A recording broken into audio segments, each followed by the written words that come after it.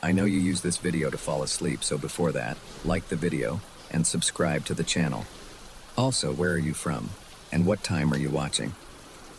Now get comfortable and relax. The headlights of my old Chevy cut through the inky darkness, illuminating an endless ribbon of asphalt stretching towards the horizon.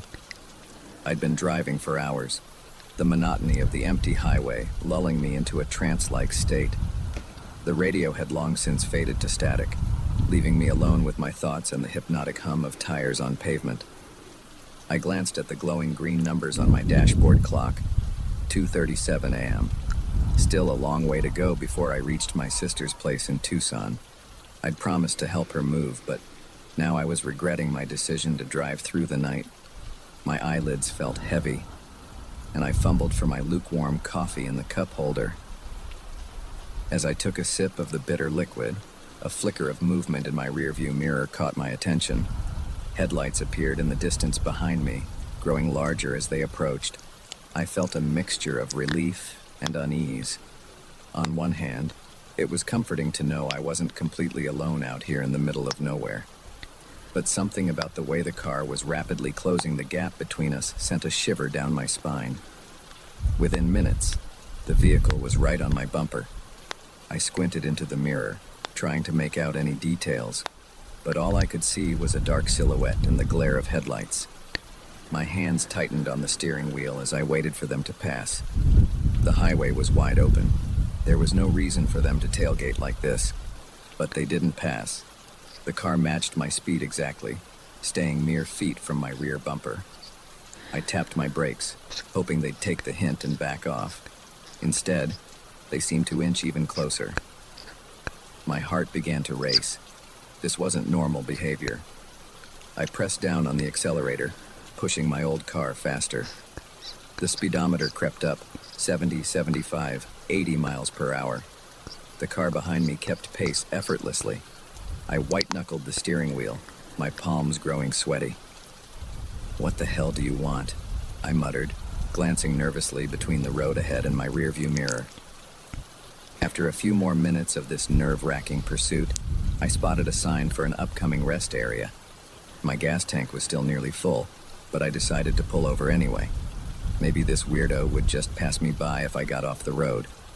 I flicked on my turn signal and began to decelerate. To my surprise and relief, the headlights behind me dimmed as the car slowed down too. As I pulled into the rest area and found a parking spot, I watched the other vehicle continue down the highway, quickly disappearing into the darkness. I let out a long exhale, realizing I'd been holding my breath.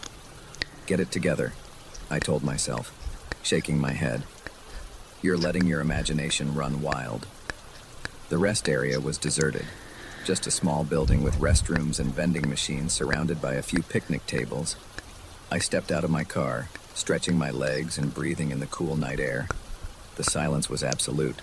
No traffic noise, no insects chirping, not even a breeze rustling the scraggly trees dotting the landscape. I headed for the restroom, fishing some change out of my pocket for the vending machines. As I pushed open the heavy metal door, the fluorescent lights flickered to life, humming faintly. I winced at my reflection in the grimy mirror, bloodshot eyes and stubble shadowing my jaw. I splashed some cold water on my face, trying to wake myself up. When I emerged a few minutes later, clutching a bag of stale chips and a bottle of water, I froze in my tracks. There, parked right next to my Chevy, was a car I hadn't noticed before. It was hard to make out many details in the dim lighting, but it looked remarkably similar to the one that had been tailing me. My breath caught in my throat as I approached cautiously. The car was empty, its windows tinted too darkly to see inside clearly. I did a quick scan of the rest area, but there was no sign of the driver. A gust of wind sent a discarded paper bag skittering across the pavement, making me jump. "Get a grip," I thought. "It's probably just another traveler who pulled in after you." Still, I couldn't shake the feeling that something was very wrong. I hurried back to my car, fumbling with my keys. As I slid into the driver's seat, I caught a glimpse of movement in my peripheral vision. My head snapped around, but there was nothing there, just shadows and stillness. With shaking hands, I started the engine and peeled out of the parking lot, gravel crunching under my tires. In my rearview mirror, I saw headlights flare to life. The other car was pulling out behind me. No, no, no, I muttered, my knuckles white on the steering wheel. This couldn't be happening. I accelerated hard, the engine of my old Chevy protesting as I pushed it to its limits. The headlights stayed right with me, neither gaining nor losing ground. Miles of empty highway flew by as I tried to put distance between us. My mind raced through possible explanations and options. Should I try to call for help? My cell phone was dead. I'd forgotten to charge it before leaving. Could I outlast them? Eventually they'd need to stop for gas, right? Just as I was considering attempting some evasive maneuvers I'd seen in movies, a new set of headlights appeared on the horizon ahead of me. Relief flooded through me. Another car, a witness, maybe even help. As the approaching vehicle drew closer, I flashed my headlights desperately, trying to signal that something was wrong. But the car didn't slow down. It blazed past me at high speed, and in the brief moment it was alongside me, I caught a glimpse of the driver. The car was empty. I let out a strangled gasp, nearly swerving off the road in shock. That was impossible. I must not have seen correctly in the split second the car passed. But a cold dread settled in the pit of my stomach as I replayed the image in my mind. There had been no one behind the wheel. My eyes darted to the rearview mirror. The car that had been following me was still there, keeping pace. But now, it was joined by the car that had passed me. Both sets of headlights glared in my mirror, perfectly aligned. I was trapped between them. Panic clawed at my throat. This couldn't be real. I was hallucinating. I had to be. The lack of sleep, the stress of the long drive. It was all catching up to me.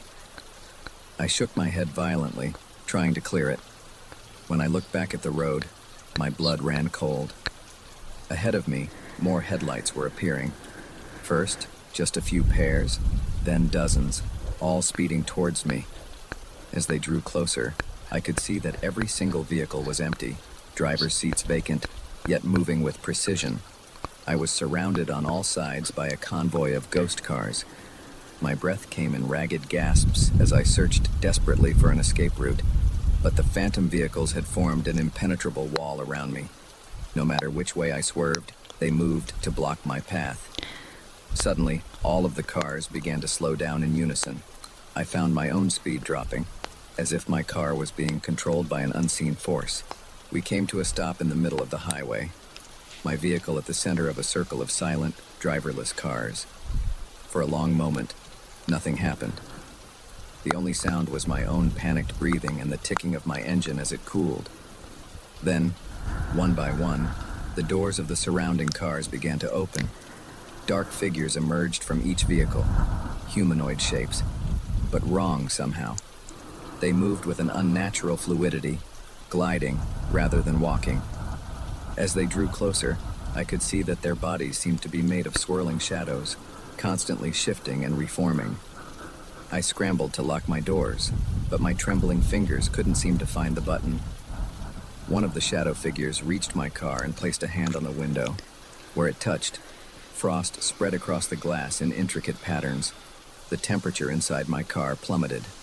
My breath fogged in front of me as I shrank back against the seat, as far from the window as I could get. The shadow being leaned in close, its featureless face inches from mine, separated only by the thin barrier of glass. And then, impossibly, it began to push through. The glass rippled like water as the figure's head and shoulders emerged into my car. I opened my mouth to scream, but no sound came out. The shadow creature reached for me with hands made of darkness. Just as its cold fingers brushed my skin, a blaring horn jolted me awake. I sat bolt upright, heart pounding. I was in my car, pulled over on the shoulder of the highway. Sunlight streamed through the windows, and a semi-truck roared past, the driver giving me an irritated look. It took me several minutes to get my bearings. I must have pulled over at some point during the night, too tired to continue. The terrifying journey had all been a dream. I scrubbed my hands over my face, trying to shake off the lingering dread from the nightmare. As my breathing slowly returned to normal, I reached for the key to restart my car. My hand froze. There, on the passenger seat next to me, was a single black feather. As I watched, it crumbled to ash and blew away on a phantom breeze. I sat there for a long time, staring at the empty seat and trying to convince myself that I was truly awake. Eventually, I put the car in drive and pulled back onto the highway, but I couldn't shake the feeling that just beyond my peripheral vision, shadows were moving, and somewhere in my rearview mirror, phantom headlights were gaining ground. The scream that echoed across our farm that night wasn't human. It wasn't animal either. It was something in between, a sound that made my blood run cold and my hair stand on end. I'd heard all manner of noises growing up on this land, the low bellow of cattle, the shrill cries of hawks, even the occasional mountain lion screech. But this was different, and it was coming from the old silo. I'm Jim Hawkins, third-generation owner of Hawkins Family Farm. We're not a big operation, just a modest spread of cornfields and cattle pastures nestled in the rolling hills of rural Ohio. The farm's been in my family for nearly a century, passed down from my grandfather to my father, and now to me. I know every inch of this land like the back of my hand, or at least, I thought I did. The night everything changed started like any other. I'd finished my evening chores, fed the livestock, and was looking forward to a cold beer and some mindless TV before bed. The sun had just dipped below the horizon, painting the sky in hues of orange and purple. A warm breeze rustled through the cornfields, carrying the earthy scent of late summer. I was halfway to the house when I heard it, that bone-chilling cry piercing the twilight. I froze, my work boots rooted to the dusty path. For a moment, I thought I must have imagined it. Then it came again, louder this time, unmistakable. My first instinct was to run, either away from the sound or towards the house to call for help. But something held me in place. Curiosity, stubbornness, or maybe just the ingrained responsibility of being the man of the farm. Whatever it was, I found myself turning towards the old silo instead of away from it. The silo loomed against the darkening sky, a hulking cylinder of corroded metal that hadn't been used in years. It was the oldest structure on the property, built by my grandfather in the 1930s. We'd switched to more modern grain storage decades ago, and the silo had stood empty ever since, a silent sentinel at the edge of the cornfields. As I approached, my footsteps crunching on gravel, an eerie silence fell over the farm. No crickets chirping, no distant lowing of cattle, just the sound of my own ragged breathing and the thudding of my heart in my ears. The silo's rusted door stood slightly ajar, creaking softly in the breeze.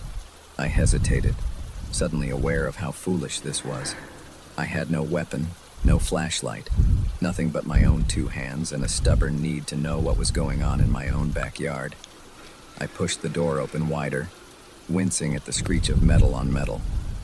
The interior was pitch black, the fading twilight unable to penetrate the silo's depths. I fumbled in my pocket for my phone, cursing under my breath when I realized I'd left it charging in the house. "Hello?" I called out, my voice echoing in the empty space. "Is anyone in here?" Silence. I took a tentative step inside, letting my eyes adjust to the darkness. The air was thick with the musty smell of old grain and something else, something sharp and acrid that made my nose wrinkle. As my vision slowly cleared, I began to make out shapes in the gloom. The concrete floor was littered with debris, old pieces of machinery, empty feed bags, rusted tools. But something else caught my eye, something that didn't belong. Scratches, deep, jagged grooves carved into the metal walls of the silo. They started near the floor and ran upwards, some as high as I could see in the dim light. My mind reeled, trying to make sense of what I was seeing. What could have made marks like that? And why? I ran my hand over one of the scratches, feeling the roughness under my calloused fingers. Whatever had done this had been powerful and desperate. A sound from above made me jerk my hand back.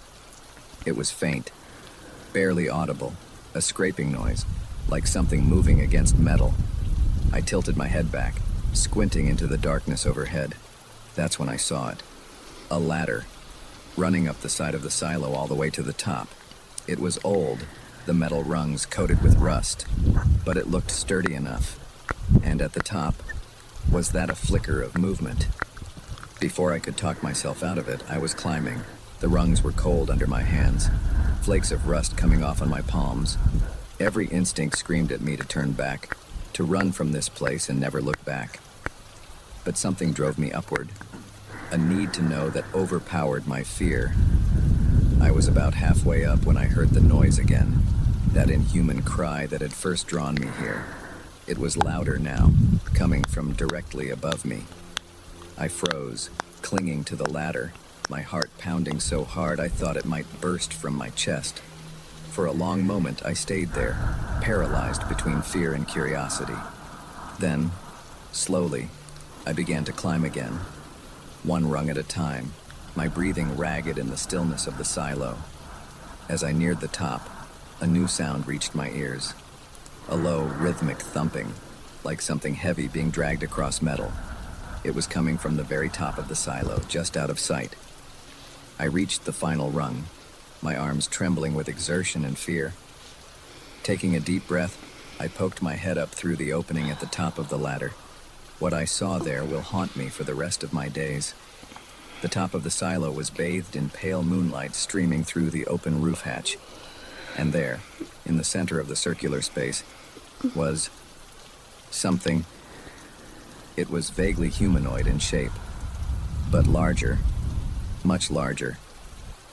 Its skin was a mottled gray, hanging in loose folds over a skeletal frame.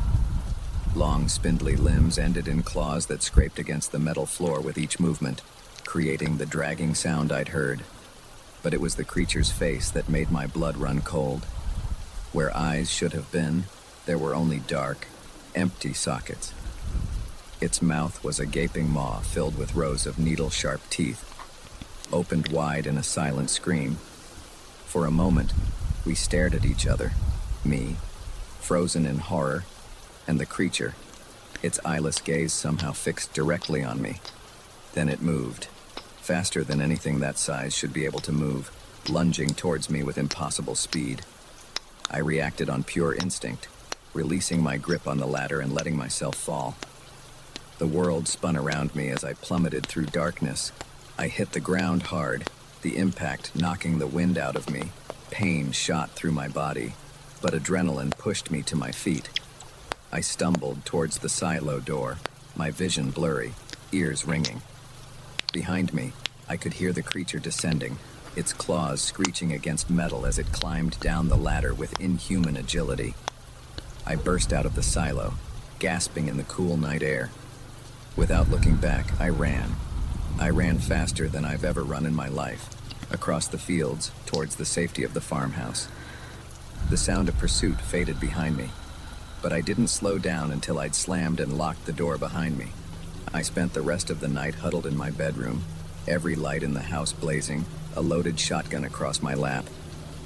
As the first rays of dawn crept through the windows, I finally worked up the courage to look outside. The farm was quiet, peaceful in the early morning light. No sign of the horror I'd encountered. Part of me wanted to believe it had all been a nightmare, a hallucination brought on by stress and exhaustion. But I knew better. I called the sheriff that morning, trying to explain what I'd seen without sounding like a complete lunatic. To his credit, he listened patiently, then promised to send a deputy out to take a look around. They found nothing, of course. No creature, no scratches on the silo walls. The deputy gave me a look that was equal parts pity and suspicion, clearly thinking I was either crazy or pulling some kind of prank. But I know what I saw. I know what's out there, hiding in the darkness of that old silo. And every night since, as the sun dips below the horizon, I find myself staring out at that rusted cylinder, watching for any sign of movement. Because deep down, I know the truth. Whatever that thing was, it's still out there, waiting. And someday, it will be back. The farm's been in my family for generations. This land is in my blood.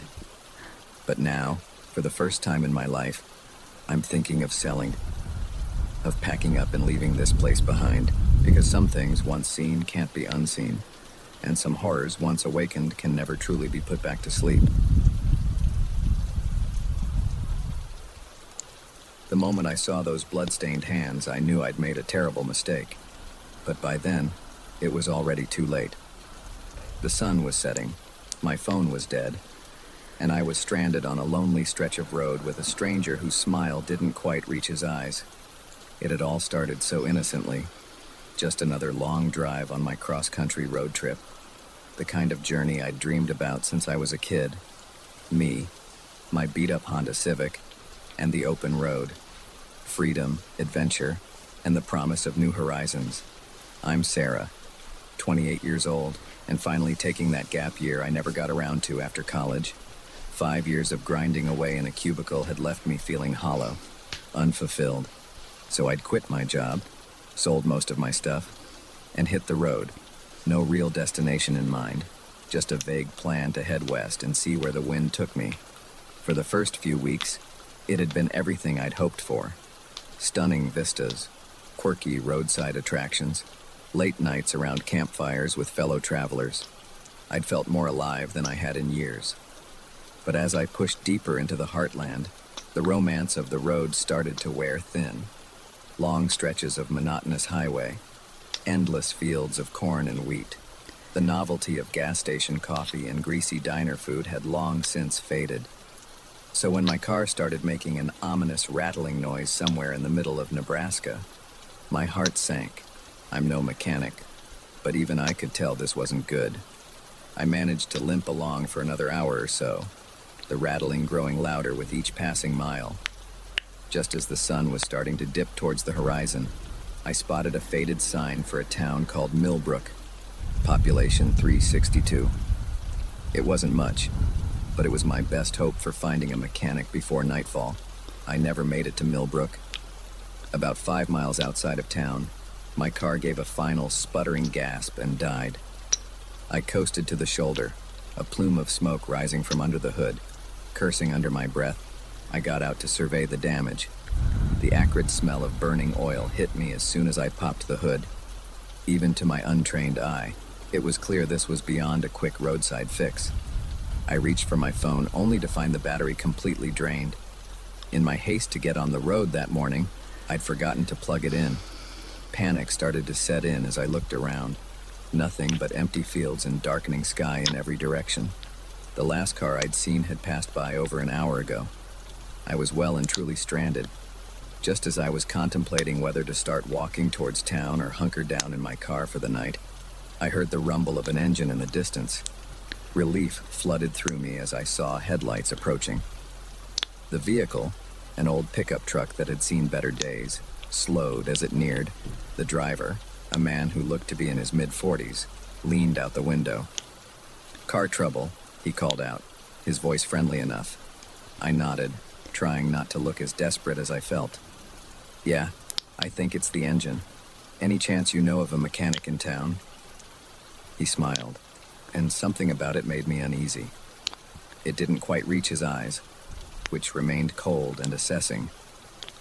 "Well, you're in luck," he said. "I do a bit of mechanical work myself. Why don't I take a look?" Before I could respond, he was already out of his truck and heading towards my car. I watched as he peered under the hood, making thoughtful noises. "Oh yeah, I see the problem," he said after a minute. "Looks like your timing belt snapped. Took out a good chunk of your engine with it, I'm afraid." My heart sank. This was going to be expensive, I could tell. "Any chance of a quick fix to get me to town?" I asked, though I already knew the answer. He shook his head. "No, I'm afraid this old girl isn't going anywhere under her own power. But tell you what, I can give you a tow into my shop in Millbrook. We can sort it out there." I hesitated. Every instinct was screaming at me not to get in a car with this stranger. But what choice did I have? It would be dark soon, and I couldn't very well spend the night out here. "That's really kind of you," I said, trying to sound grateful rather than apprehensive. "I really appreciate it." He waved off my thanks. "No trouble at all. Always happy to help a traveler in need. Name's John, by the way." "Sarah," I replied, shaking his offered hand. That's when I noticed it. As our palms met, I caught a glimpse of something dark caked under his fingernails and in the creases of his knuckles. At first, I thought it was grease or oil. He was a mechanic, after all. But as he pulled his hand away, I realized with a jolt of horror that it was blood. My mind raced. There could be innocent explanations, right? Maybe he'd cut himself working on a car earlier. Maybe he was a hunter and had been field dressing his kill. But the way his eyes glittered as he watched my reaction told me this was something far more sinister. I forced a smile, trying to act as if I hadn't noticed anything amiss. "So, shall we get started on that tow?" John nodded, turning back to his truck to fetch a tow cable. As soon as his back was turned, I made a split-second decision. I had to run, but before I could take more than a couple of steps, I felt a hand clamp down on my shoulder. John's voice was low and dangerous in my ear. Now, Sarah, let's not do anything foolish." I felt something sharp press against my side. A knife, I realized with growing terror. "Get in the truck," John said, his friendly demeanor gone. "And don't try anything stupid." With the knife at my back, I had no choice but to comply. As we pulled away, leaving my car behind, I watched the last traces of sunlight disappear from the horizon. The darkness that fell seemed to mirror the despair settling over me. We drove in silence for what felt like hours, though it couldn't have been more than 20 minutes. The knife remained pressed against my side, a constant reminder of the danger I was in. Finally, John turned off the main road onto a rutted dirt track. We bumped along for another few minutes before a dilapidated farmhouse came into view. My heart sank. This was no mechanic's shop. "Home sweet home," John said, his voice dripping with mockery. As we got out of the truck, I tried one last desperate plea. "Please," I said, hating the tremor in my voice. "You don't have to do this. Just let me go, and I swear I won't tell anyone." John's laugh was cold and humorless. "Oh, Sarah, don't you know? No one ever leaves Millbrook." He marched me towards the house, the knife now openly visible in his blood-stained hand. As we neared the porch, I heard something that made my blood run cold, the sound of muffled screams coming from inside. In that moment, I knew I had to act. It was now or never. Summoning every ounce of strength and courage I possessed, I drove my elbow back into John's solar plexus. He let out a grunt of pain and surprise, his grip on me loosening just enough. I bolted, running blindly into the darkness. I could hear John cursing behind me, his heavy footsteps in pursuit. But fear and adrenaline lent me speed I never knew I had. I ran until my lungs burned and my legs felt like jelly. When I finally dared to look back, there was no sign of John. But I didn't stop. I couldn't. I ran through cornfields and across muddy creeks. I ran until the first pale light of dawn began to streak the eastern sky.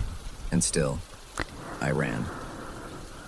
It was mid-morning when I finally stumbled onto a highway. A kind-faced woman in a minivan stopped to help, her eyes widening at my wild appearance and frantic story. She drove me straight to the sheriff's office in the next town over. The investigation that followed uncovered horrors beyond my worst nightmares.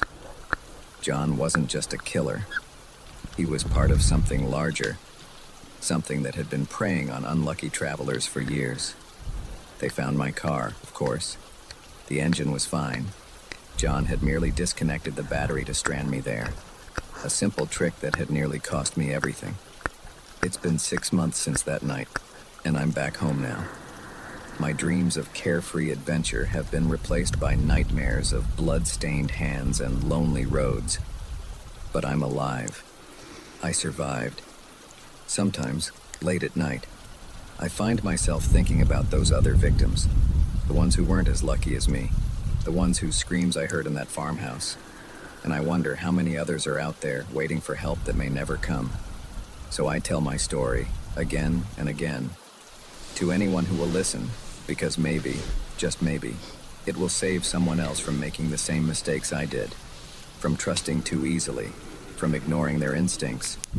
Because out there on the open road, freedom and danger often walk hand in hand, and sometimes the real monsters aren't hiding under your bed. They're waiting by the side of the road, ready to offer you a helping hand. The first time I noticed something was amiss was when I found a single long black hair on my pillow. It wouldn't have been strange, except I'm blonde, and I was traveling alone. That's when I realized the nightmare had already begun, right here in the middle of paradise. My name is Emma, and this was supposed to be the trip of a lifetime. A 2-week Caribbean cruise to celebrate my 30th birthday and my recent promotion. I'd saved for months, splurging on a balcony cabin with ocean views. The brochure had promised sun-drenched days, star-filled nights, and memories to last a lifetime. What it didn't mention was the terror that would keep me awake at night, wondering if I'd make it off this floating city alive. The cruise started off perfectly. I boarded the massive ship, the SS Oceanic Dream, with a sense of awe and excitement. My cabin was everything I'd hoped for, spacious, with a private balcony overlooking the sparkling Caribbean. I spent that first day exploring the ship, marveling at the multiple pools, the lavish restaurants, the bustling casino. It felt like I'd stepped into another world, one where my everyday worries couldn't touch me. That evening, I met my cabin neighbor, a friendly older woman named Margaret. She was a cruise veteran, regaling me with stories of her past voyages. We made plans to meet for breakfast the next morning, but Margaret never showed up for breakfast, or lunch, or dinner. At first, I didn't think much of it. It was a big ship, after all, with plenty to do. Maybe she'd made other friends, or was sleeping off a late night at the casino. But as the days went by and I still hadn't seen her, a nagging worry began to grow in the pit of my stomach. On the third day, I decided to ask the cabin steward if he'd seen Margaret. His response sent a chill down my spine. "I'm sorry, miss," he said, looking confused. "But there's no one registered in the cabin next to yours. It's been empty this whole voyage."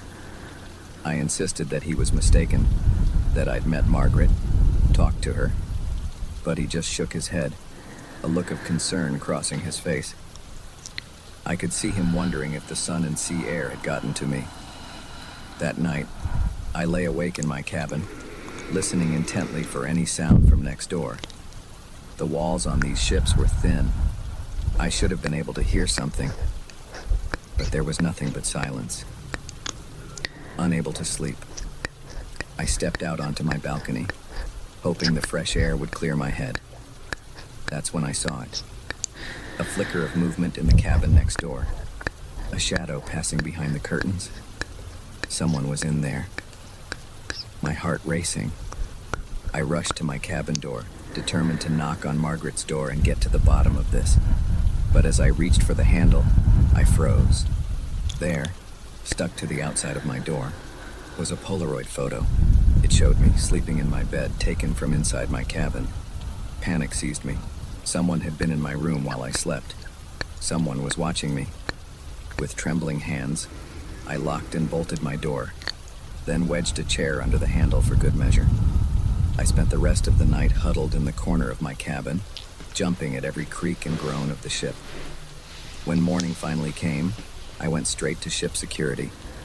I showed them the photo, told them about Margaret, begged them to investigate. But the head of security, a stern-faced man named Johnson, seemed more annoyed than concerned. "Ma'am, we take the safety of our passengers very seriously," he said in a tone that suggested the opposite. "But we've checked the logs. The cabin next to yours is unoccupied. There is no passenger named Margaret on this cruise. As for the photo, well, are you sure you didn't take it yourself? Maybe as a joke?" I couldn't believe what I was hearing. They thought I was making this up, or worse, that I was crazy, frustrated and scared, I decided to do some investigating of my own. I started paying closer attention to my surroundings, watching for anything out of the ordinary. And slowly, I began to notice things. Small things at first, easily overlooked. Like how certain crew members would exchange meaningful glances when they thought no one was looking. Or how there always seemed to be someone lingering near my cabin, no matter the time of day. Then there were the disappearances. Not just Margaret. Other passengers I'd met and chatted with would suddenly vanish, with no explanation. When I asked about them, I was met with blank stares or insistence that no such person had ever been on board. One night, unable to sleep, I decided to take a walk around the ship. The decks were eerily quiet, most passengers long since retired to their cabins. As I rounded a corner, I saw a group of crew members huddled together, speaking in hushed tones. I couldn't make out what they were saying, but their serious expression sent a shiver down my spine. As I turned to leave, my foot scuffed against the deck. The sound echoed in the quiet night, and the crew members' heads snapped up in unison. The look in their eyes as they spotted me. It wasn't surprise or embarrassment at being overheard. It was hunger. I ran. Behind me, I could hear footsteps, gaining on me quickly. I didn't dare look back, just focused on putting one foot in front of the other, my lungs burning as I gasped for air.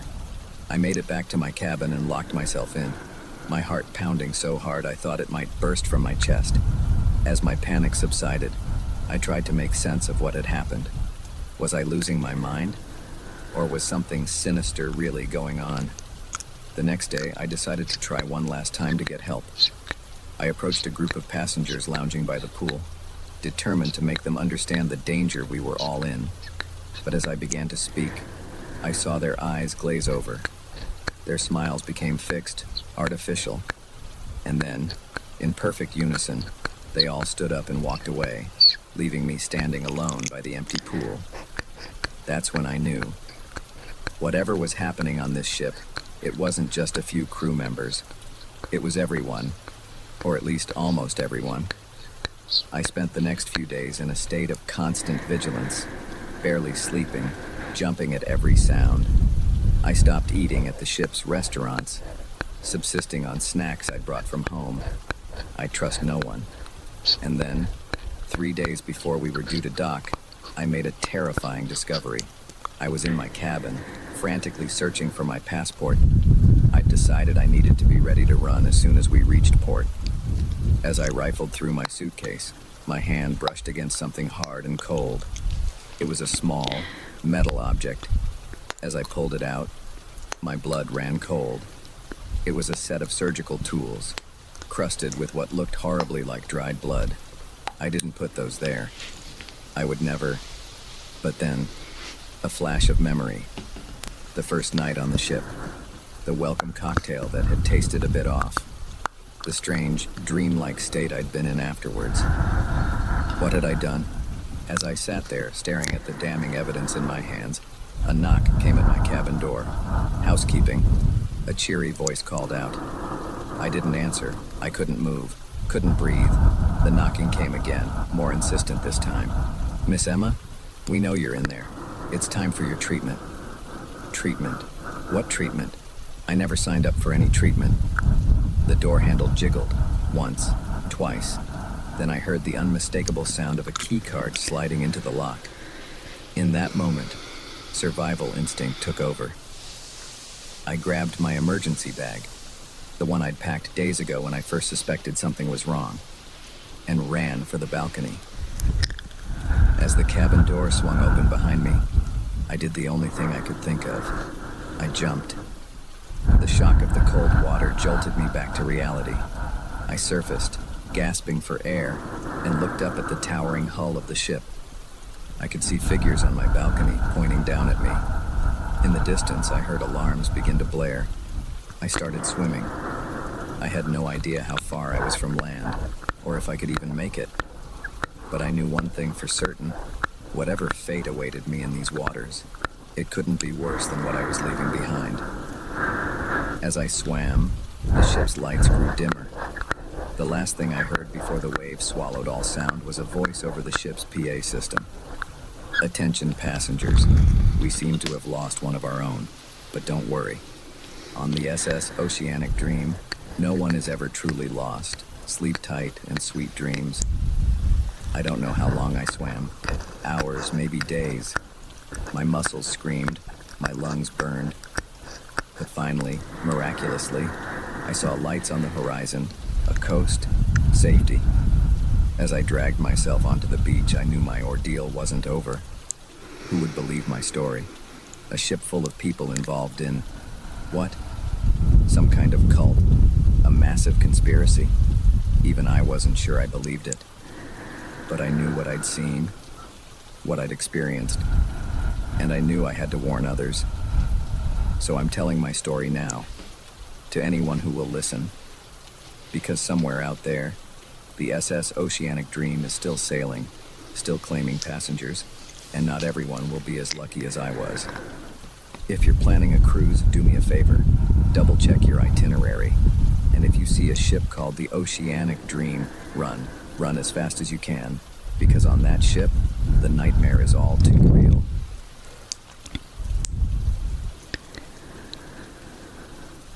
The first time we saw the symbols carved into the trees, we laughed it off as some hiker's idea of a joke.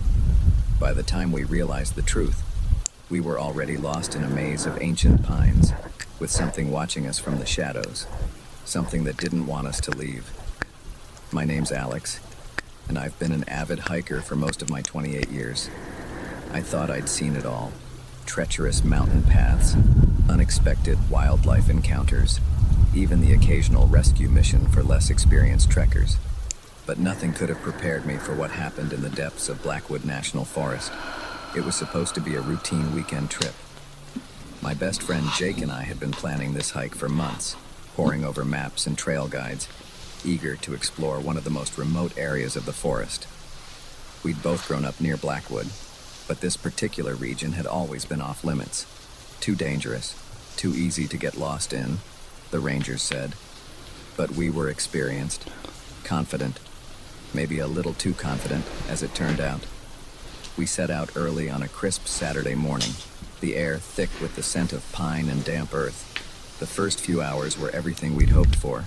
Challenging terrain, breathtaking views, and a sense of true wilderness that's hard to find these days. It was around midday when things started to feel off. "Hey, Alex," Jake called out, his voice tinged with confusion. "Now come check this out." I backtracked a few steps to where he was standing, staring at a massive old-growth pine. At first, I didn't see what had caught his attention. Then my eyes focused on a series of symbols carved deep into the bark.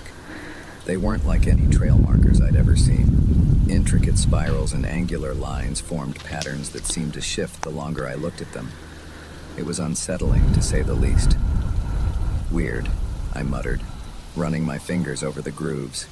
They felt older than they looked, the edges worn smooth by time.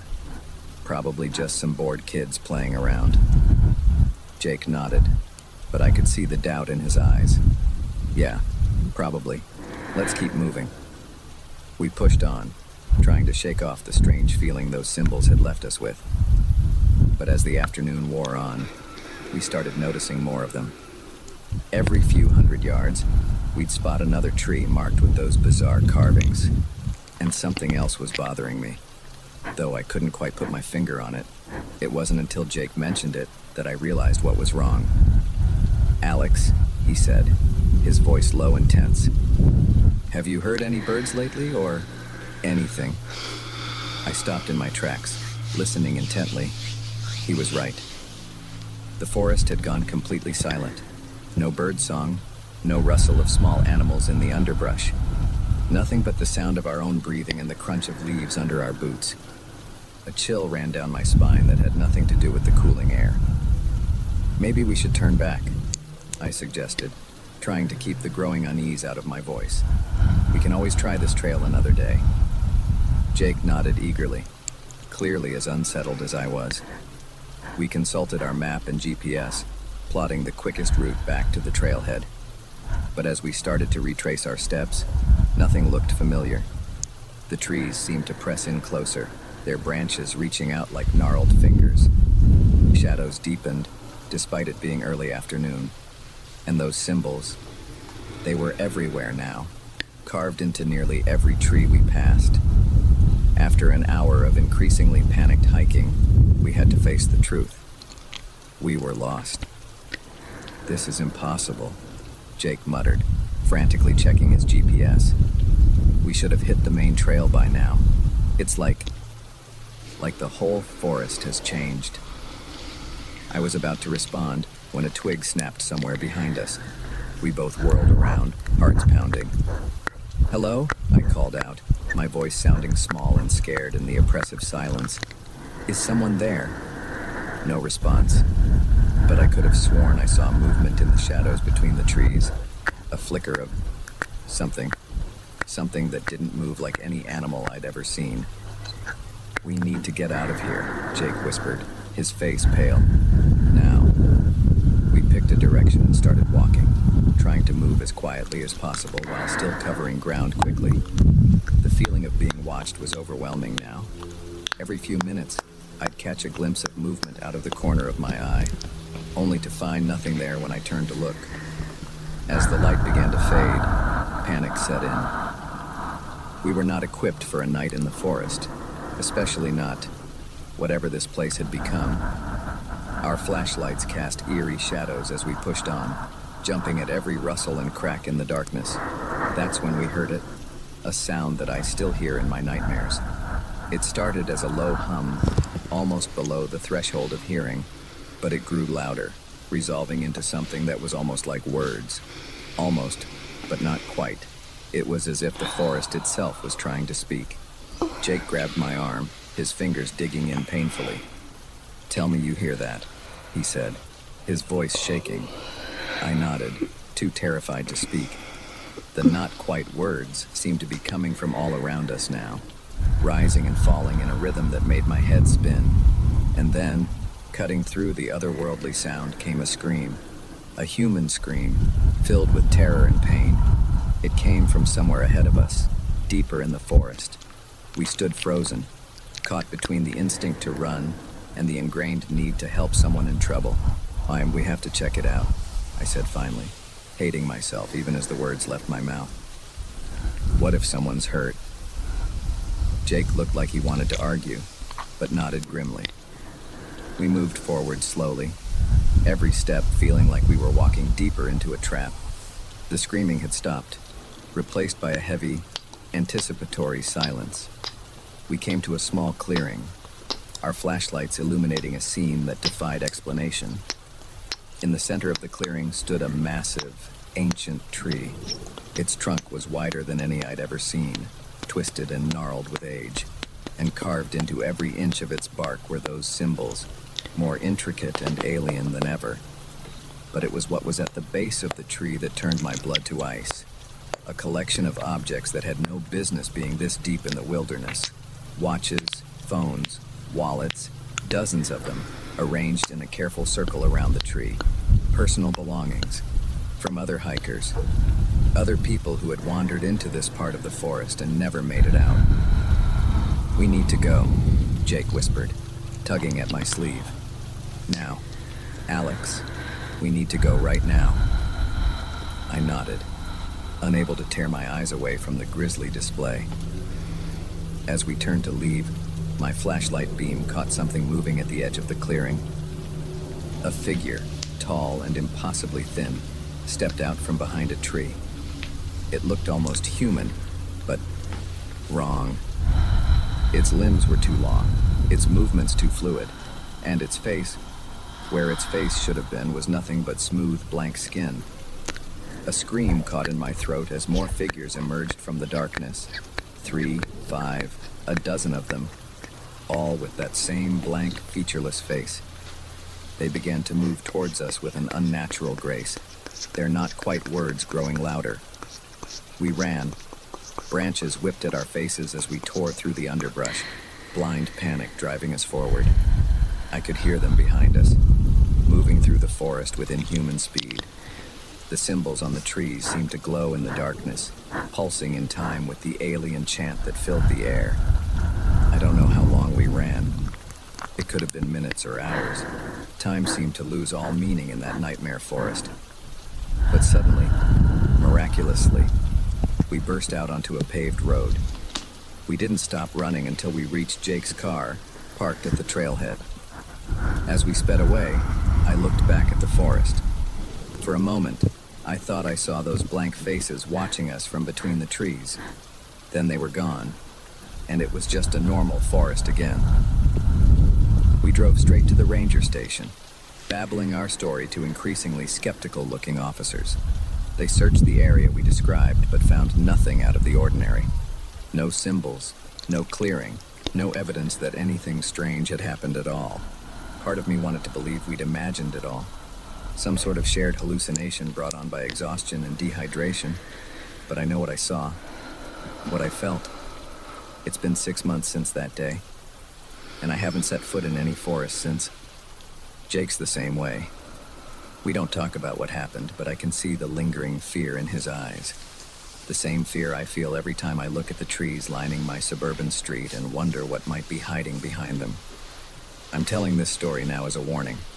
If you ever find yourself in Blackwood National Forest, or any wilderness really, and you start to notice strange symbols carved into the trees, don't dismiss them. Don't laugh them off like we did. Turn around.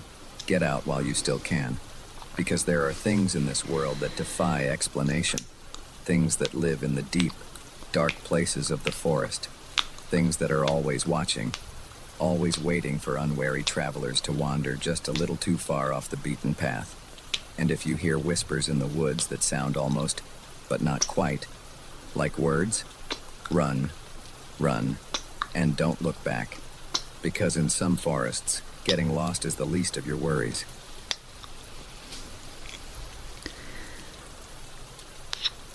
The scratching started on the second night. At first, I convinced myself it was just a raccoon or a curious bear. But when I unzipped the tent and came face to face with those glowing, inhuman eyes, I realized our family camping trip had become a fight for survival. I'm Mark, a 35-year-old software engineer from the suburbs of Seattle. My wife Sarah and I had decided it was time to introduce our kids, 10-year-old Emma and 8-year-old Ethan, to the great outdoors. We'd both grown up camping and wanted to share that experience with them. So we packed up our minivan with a tent, sleeping bags, and enough supplies for a long weekend in the Mount Baker Snoqualmie National Forest. The first day was picture perfect. We found a secluded campsite near a babbling brook, set up our tent, and spent the afternoon hiking and identifying plants. Emma proved to be a natural, eagerly pointing out different types of trees and flowers. Ethan was more interested in skipping stones across the stream, but he seemed to be enjoying himself too.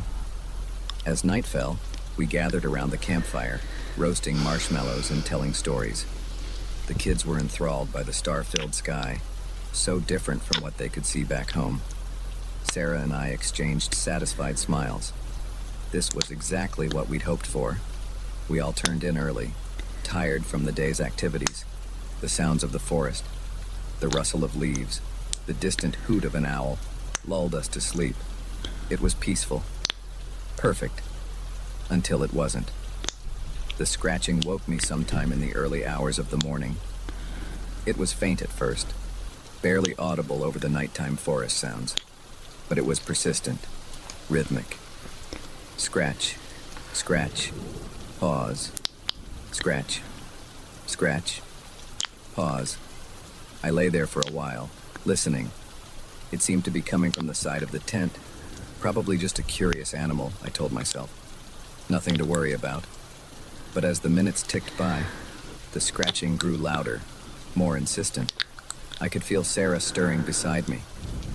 "Mark," she whispered. "Do you hear that?" I nodded, then realized she couldn't see me in the darkness. "Yeah," I whispered back. "Probably just a raccoon. I'll check it out." I fumbled for the flashlight we'd left by our sleeping bag and slowly unzipped the tent flap. The beam of light cut through the darkness, illuminating the surrounding trees. Nothing seemed out of place. The scratching had stopped as soon as I moved. I was about to zip the tent back up when I saw it. A flicker of movement just at the edge of the flashlight's beam. I swung the light in that direction, my heart suddenly pounding. For a split second, I caught a glimpse of eyes reflecting the light, but they were too high off the ground to be a raccoon, too large to be a deer, and the glow, it wasn't the normal reflection you'd see in an animal's eyes. It was an eerie, almost phosphorescent green. Then it was gone, leaving me to wonder if I'd imagined it. I quickly zipped the tent back up and tried to reassure Sarah. "Didn't see anything," I said, trying to keep my voice steady. "Probably just ran off when it heard me." She didn't seem entirely convinced, but we both eventually drifted back to sleep. The rest of the night passed without incident. The next day, I found myself constantly scanning the tree line, looking for... what? I wasn't sure. The kids, oblivious to the night's disturbance, were having a blast. We spent the morning fishing in the stream, then went for another hike in the afternoon. But I couldn't shake the feeling that we were being watched. More than once, I thought I saw something moving just out of the corner of my eye. When I turned to look, there was never anything there. Sarah noticed my unease. "Everything okay?" she asked as we were preparing dinner. I forced a smile. "Yeah, just a bit tired, I guess. Didn't sleep great last night." She gave me a look that said she didn't quite believe me, but didn't press the issue. That night, as we sat around the campfire, Emma suddenly pointed into the darkness. "Dad, what's that?" I followed her gaze, my blood running cold. There, just beyond the circle of firelight, was a pair of glowing green eyes, the same ones I'd seen the night before. "Everyone in the tent, now," I said, trying to keep my voice calm. "But Dad," Ethan started to protest. "Now," I repeated, more firmly this time. As Sarah ushered the kids into the tent, I grabbed a burning branch from the fire, holding it out in front of me like a weapon. The eyes had disappeared, but I could hear movement in the underbrush, something circling our campsite. I backed slowly towards the tent, my eyes darting from shadow to shadow. Just as I reached the tent flap, I heard a low, rumbling growl. It wasn't like anything I'd ever heard before, not quite animal, not quite human. It raised the hair on the back of my neck. I practically dove into the tent, zipping it up securely behind me. Sarah looked at me, her eyes wide with fear. The kids, picking up on our anxiety, huddled close. "What's going on, Dad?" Emma whispered. I took a deep breath, trying to figure out how to explain without terrifying them further. "There's something out there," I said finally. "Probably just a curious bear, but we need to stay in the tent, okay?" Ethan's lower lip trembled. "I'm scared." Sarah pulled him close. "It's okay, sweetie. We're safe in here." But even as she said it, the scratching started again, louder this time, more purposeful. It moved around the tent, as if whatever was out there was testing for weaknesses. We huddled together in the center of the tent, listening to the scratching and that occasional bone-chilling growl. The kids whimpered softly, and I could feel Sarah trembling beside me. Suddenly, a shadow fell across the tent wall. Something large was right outside. We could hear it breathing, heavy, ragged breaths that didn't sound like any animal I knew. Then, a new sound. Sniffing. Long, deep inhalations. It was smelling us. The shadow moved, and for a heart-stopping moment, I thought it was going to tear right through the tent fabric. But instead, it let out another low growl and moved away. We stayed frozen in place, barely daring to breathe. Minutes ticked by, feeling like hours. Gradually, the normal sounds of the forest returned, the rustle of leaves, the hoot of an owl. When dawn finally broke, I cautiously unzipped the tent and peered out. The campsite looked normal in the early morning light, but as I stepped out, I saw something that made my blood run cold. Tracks. Large, deep impressions in the soft earth around our tent. But they weren't bear tracks, or any other animal I recognized. They were almost like human footprints, but larger with long, curved claw marks at the end of each toe.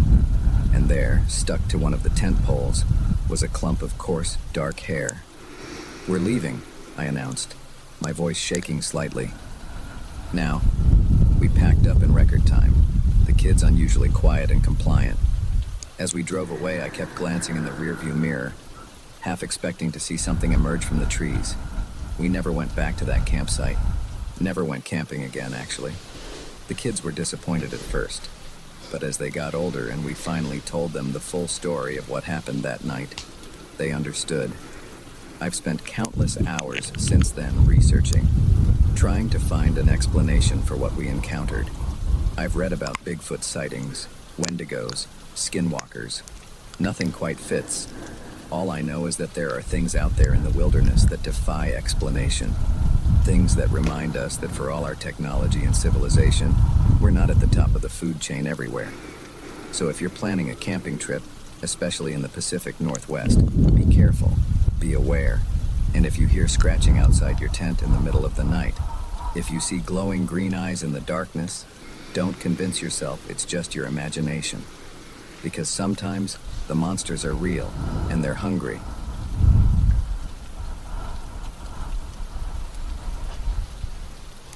The first time I heard the voice on the CB radio, I thought it was just another stranded motorist. By the time I realized the truth, I was already deep in a nightmare I couldn't escape. They say the long-haul trucking life can drive you crazy, but I never expected it to nearly drive me to my death. My name's Jake, and I've been a trucker for the better part of 2 decades. I've crossed this country more times than I can count, hauling everything from fresh produce to auto parts. I've seen my share of weird stuff out on the road. Ghost trucks, unexplained lights in the sky, even what I swear was a honest-to-God UFO once.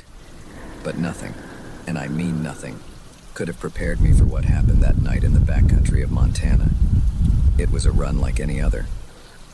I was hauling a load of electronics from Seattle to Chicago, taking the northern route through Idaho and Montana. It was late October, and winter was coming on fast in the mountains. The forecast had warned of an early snowstorm, but I figured I could beat it if I pushed through the night. I'd just crossed the Idaho-Montana border when the snow started. At first, it was just a few flakes, nothing to worry about.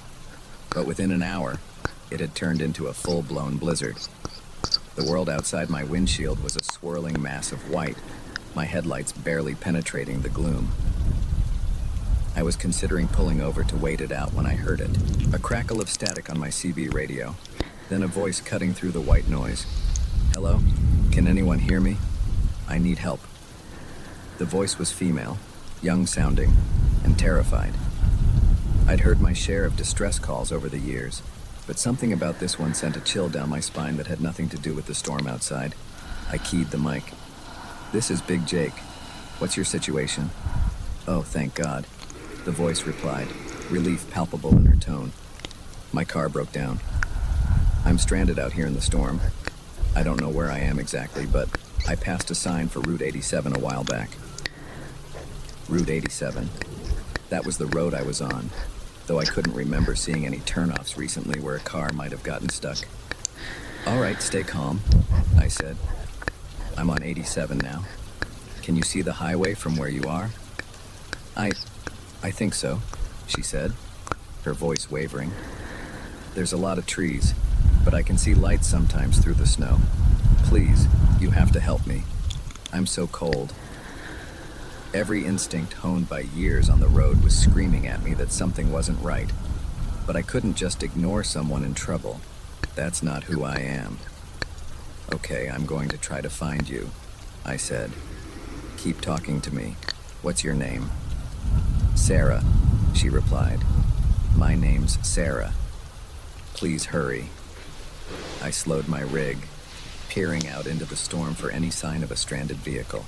The wind howled around me, rocking the truck. Visibility was down to almost nothing. "Sarah, I need you to help me find you," I said.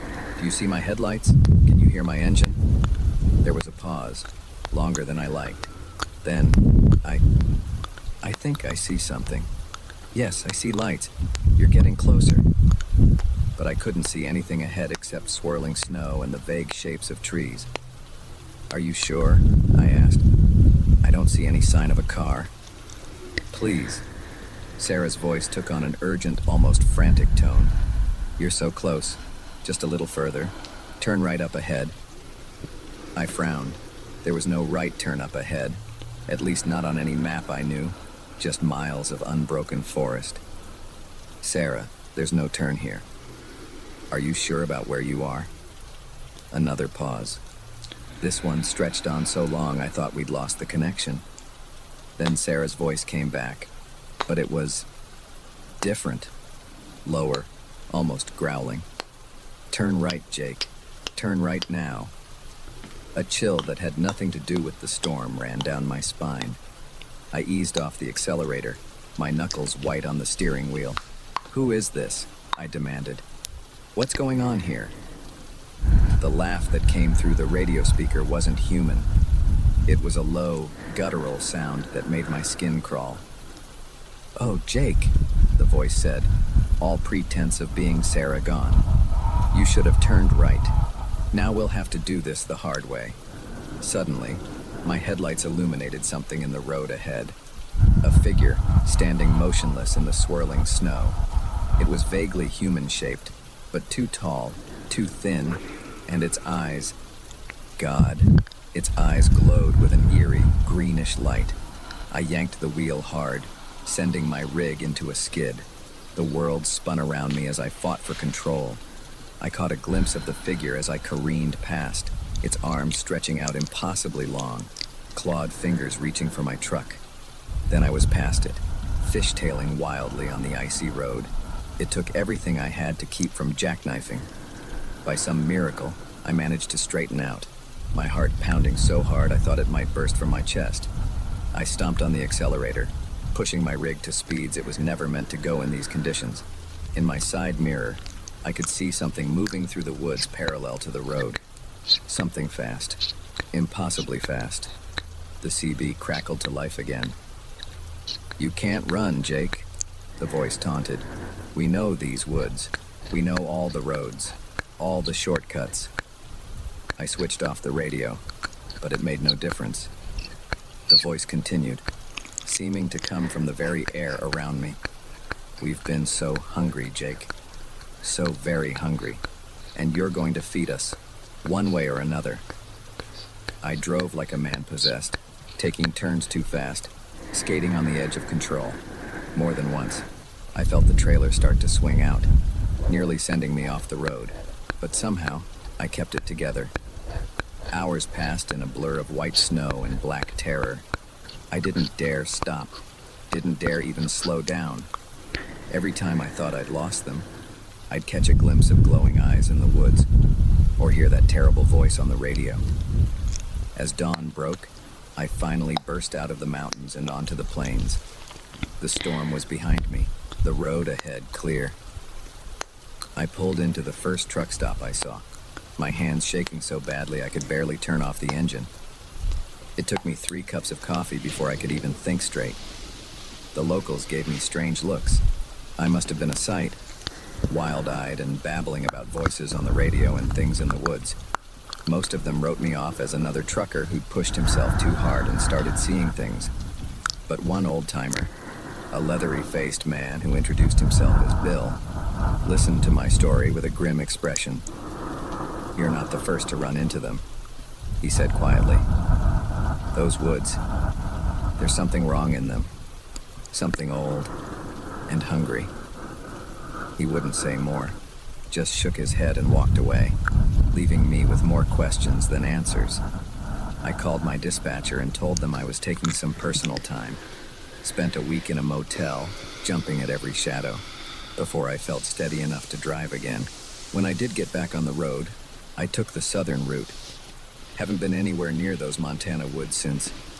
Sometimes, late at night when I'm driving and the CB is quiet, I think I hear a voice, a young woman, calling for help.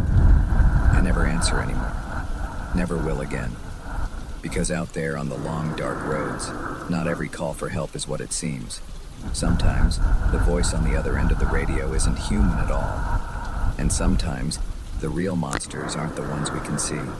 So if you're ever driving through the mountains of Montana on a snowy night and you hear a desperate voice on your radio, keep driving. Don't stop. Don't answer. And whatever you do, don't turn right. Because there are things out there in the darkness, things that are always hungry, and they know how to lure their prey.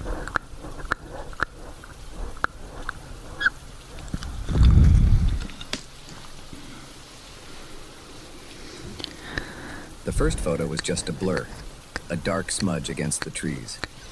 I dismissed it as a malfunction, a quirk of the cheap trail camera. But as the images progressed, night after night, the figure became clearer, closer.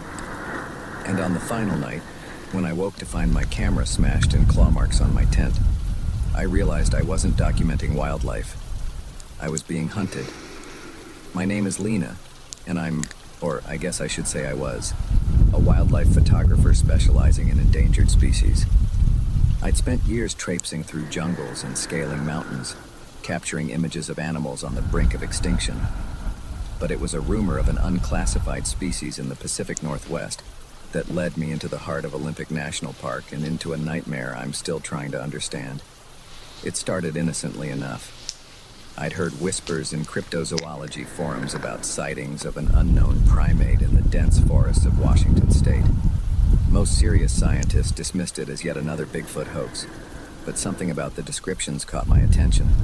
They didn't match the usual Sasquatch lore.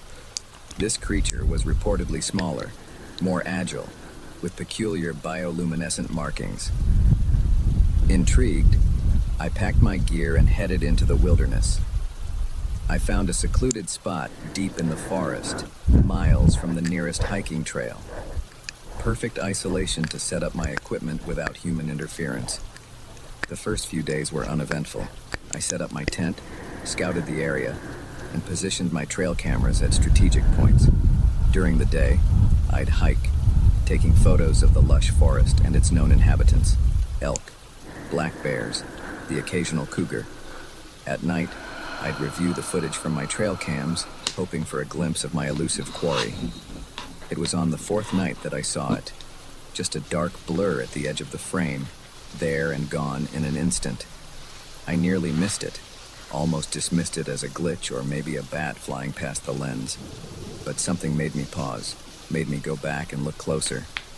There was a shape to the blur, a suggestion of a form that was neither human nor any animal I recognized.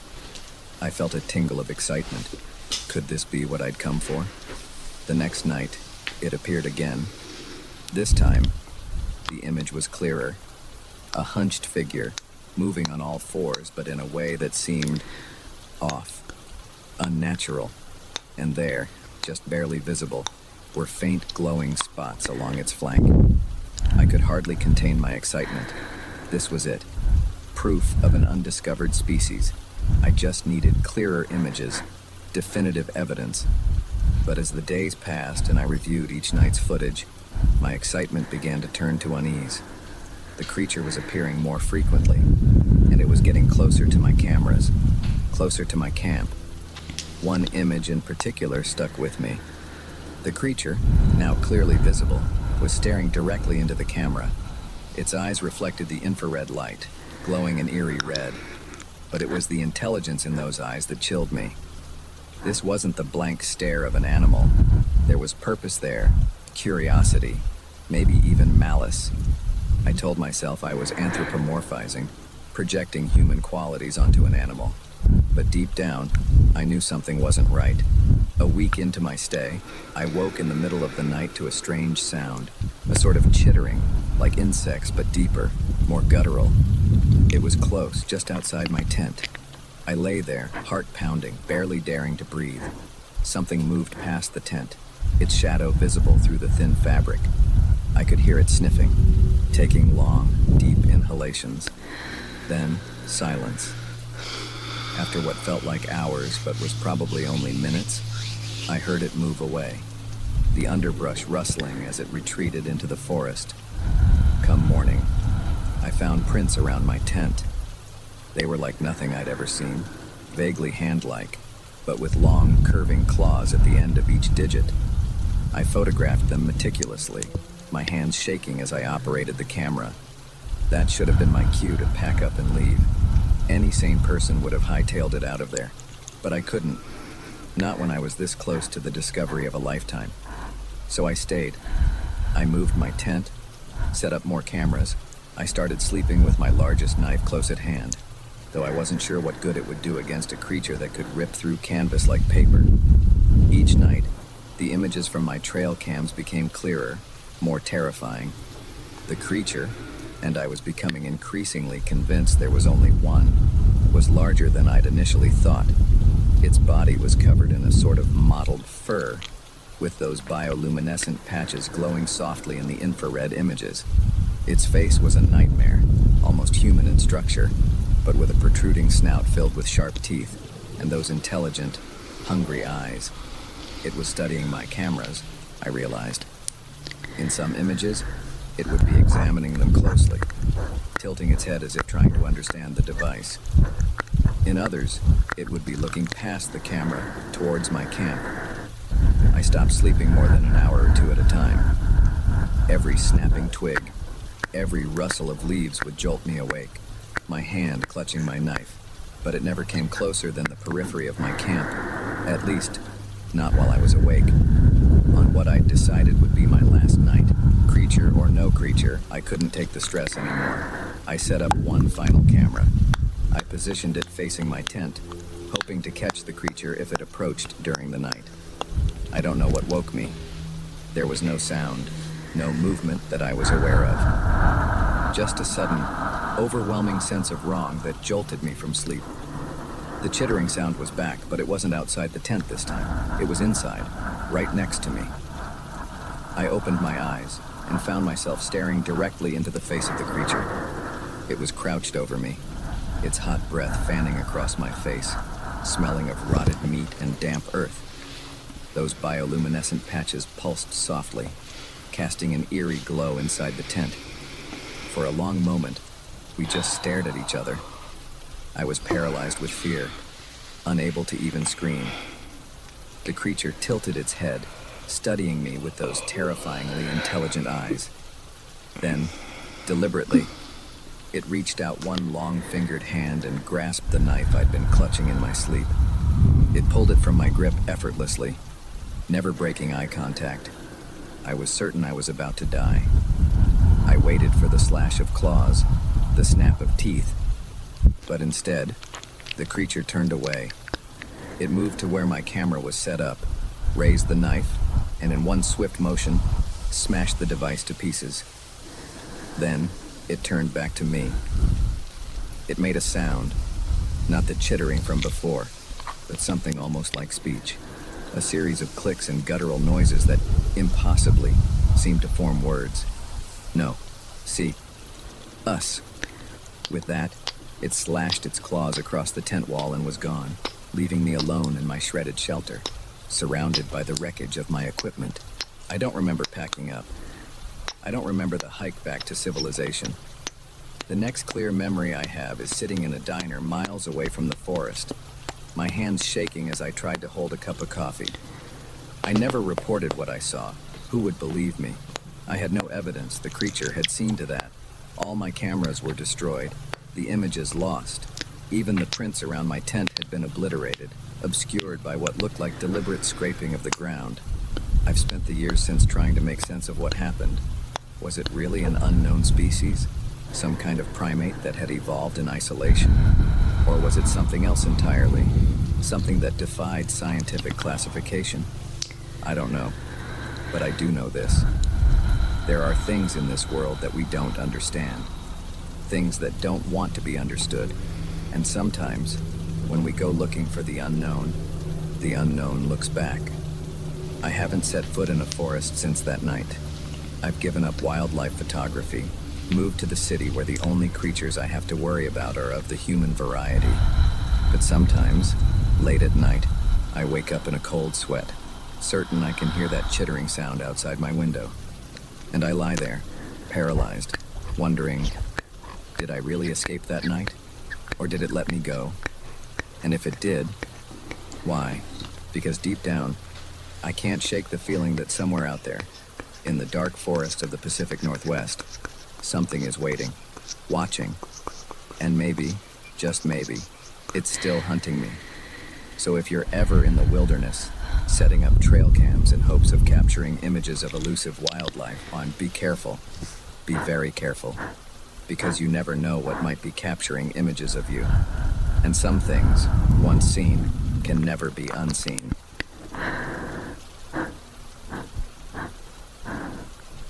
The first time I saw the figure darting between the corn rows, I told myself it was just my imagination. By the time I realized the truth, I was lost in an endless maze of stalks, my phone dead, and night falling fast. I never should have gone into that field alone. My name's Jack, and I've worked summers on my uncle's farm since I was old enough to walk. At 17, I thought I knew every inch of the sprawling cornfields that stretched as far as the eye could see. But on that sweltering July evening, I learned that some parts of the farm held secrets darker than I could have ever imagined. It started with a malfunctioning irrigation system. Uncle Dave had noticed one section of the field wasn't getting enough water, and he asked me to check it out. Simple enough task, I thought. I'd done it 100 times before. I set out just as the sun was starting to dip towards the horizon, painting the sky in brilliant shades of orange and pink. The corn was at its full height, easily towering over my 6-foot frame. I'd always loved walking through the fields at this time of year, feeling dwarfed by the lush green stalks stretching endlessly in every direction. The faulty section was near the center of the field, so I had a good 10-minute walk ahead of me. I moved quickly, wanting to get the job done before dark. The corn rustled around me as I pushed through, the leaves rough against my bare arms. About halfway to my destination, I heard it. A sound that didn't belong. Not the usual chorus of crickets or the distant lowing of cattle, but something else. A sort of skittering noise, like something moving rapidly through the corn just out of sight. I paused, listening intently. For a moment, there was nothing but the normal sounds of a summer evening on the farm. Then I heard it again, closer this time. A rush of movement, the corn stalks swaying unnaturally about 20 feet to my left. "Hello," I called out, my voice sounding small and uncertain in the vast field. "Is someone there?" No response, just another rustle of movement, this time behind me. I turned quickly, heart starting to race. That's when I saw it. Just a glimpse, really. A dark figure, darting between the rows of corn. It was there and gone so fast I couldn't make out any details. Just an impression of something large, moving in a way that didn't seem quite human. I told myself I was imagining things. It was probably just a deer, I reasoned, or maybe one of the farm dogs had gotten into the field. But deep down, I knew it wasn't either of those things. I picked up my pace, no longer meandering but moving with purpose towards the irrigation system. The sooner I fixed the problem, the sooner I could get out of this field. But as I walked, I became increasingly disoriented. The rows all looked the same, an endless sea of green. I could have sworn I should have reached the faulty section by now, but there was no sign of it. I pulled out my phone, intending to use the GPS to get my bearings. My stomach dropped when I saw the screen. No signal. And worse, the battery was almost dead. I'd forgotten to charge it last night. That's when I heard the skittering noise again. Much closer this time. Close enough that I could hear something else underneath the sound of movement. A low, guttural growl that raised the hair on the back of my neck. I started to run. I crashed through the corn, no longer caring about following the rows. All sense of direction was lost as I fled from the unseen presence that I could feel pursuing me. Cornstalks whipped at my face and arms, leaving stinging cuts, but I didn't slow down. I don't know how long I ran. It could have been minutes or hours. Time seemed to lose all meaning in that green maze. But eventually, gasping for breath, I had to stop. I bent over, hands on my knees, trying to gulp in air. The sun had almost set now, the light fading rapidly. As my breathing slowed, I realized I couldn't hear anything. No crickets, no birds, nothing but the sound of my own panting breaths. Then, A rustle, directly in front of me. I straightened up slowly, my eyes straining in the dim light. The corn parted, and a figure stepped out into the small clearing I'd found myself in.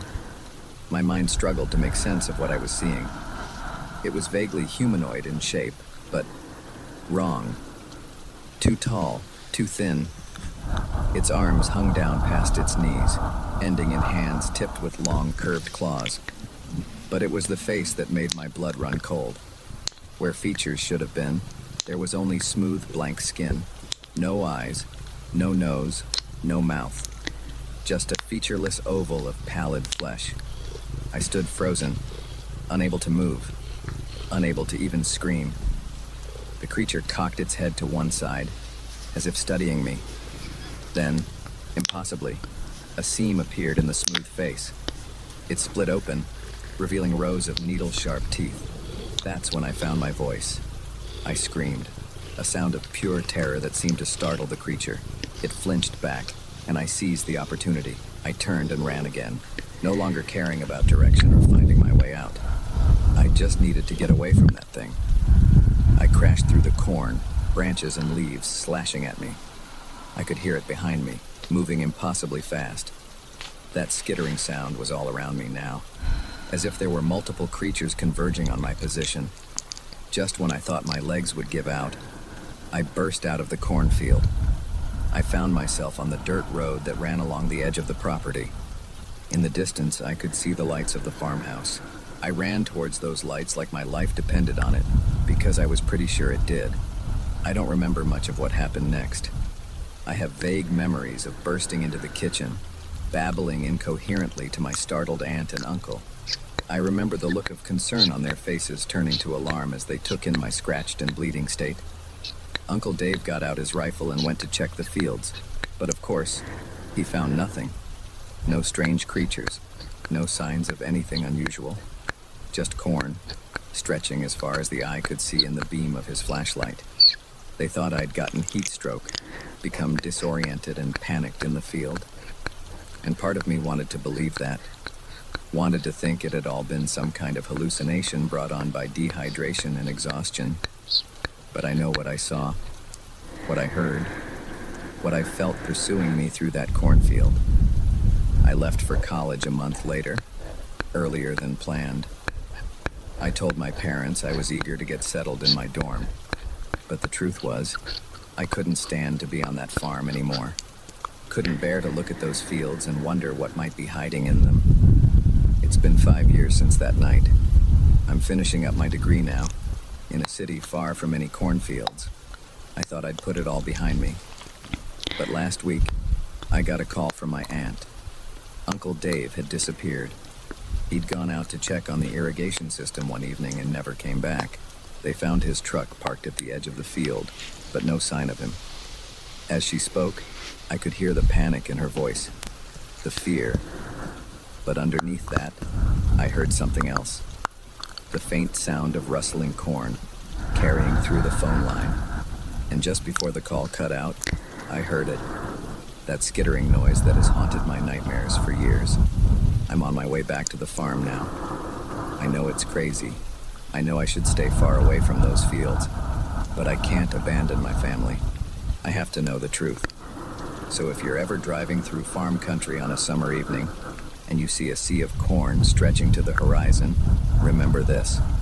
Not all fields are what they seem. And sometimes the real danger isn't getting lost in the rows.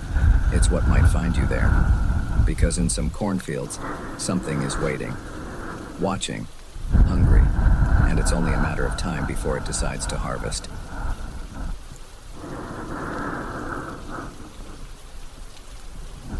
The moment we set foot on that abandoned yacht, I knew something was terribly wrong.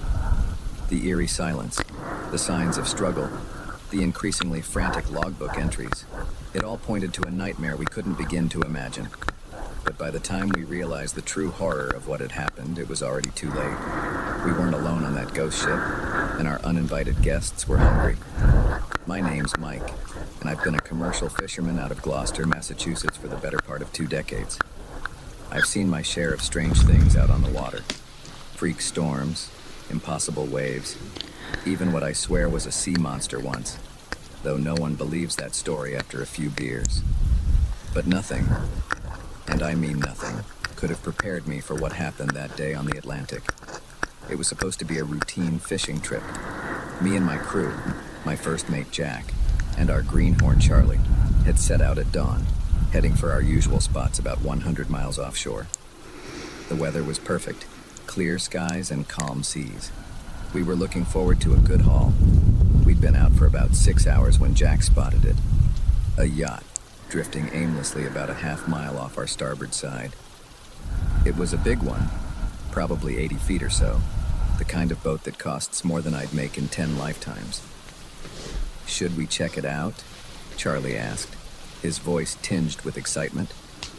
The kid was always eager for anything out of the ordinary. I hesitated. Maritime law says you're obligated to render assistance to vessels in distress, but something about this didn't feel right. The yacht seemed intact. No visible damage. Why wasn't anyone on deck? Why hadn't they radioed for help?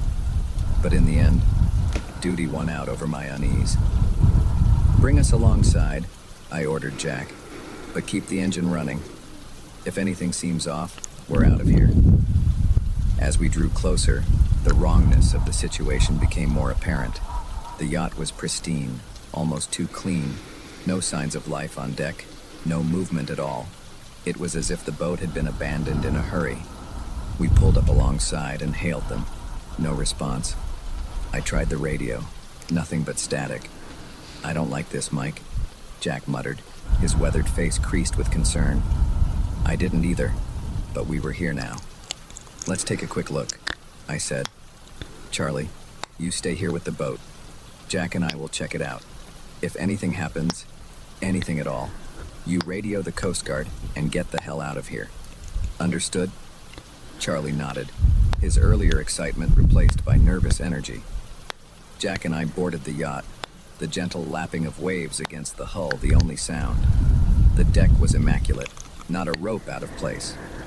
But as we approached the main cabin, I noticed something odd. Scratches on the door frame, deep gouges in the polished wood. I exchanged a glance with Jack. He'd seen it too. We both drew the filleting knives we kept on our belts. Not much of a weapon, but better than nothing. I pushed open the door, wincing at the creak of hinges.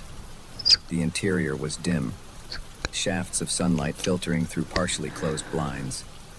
As my eyes adjusted, I took in the scene before us. The main salon was a mess. Furniture overturned, cushions slashed open, and there, on the plush carpet, dark stains that could only be blood. "Jesus," Jack whispered.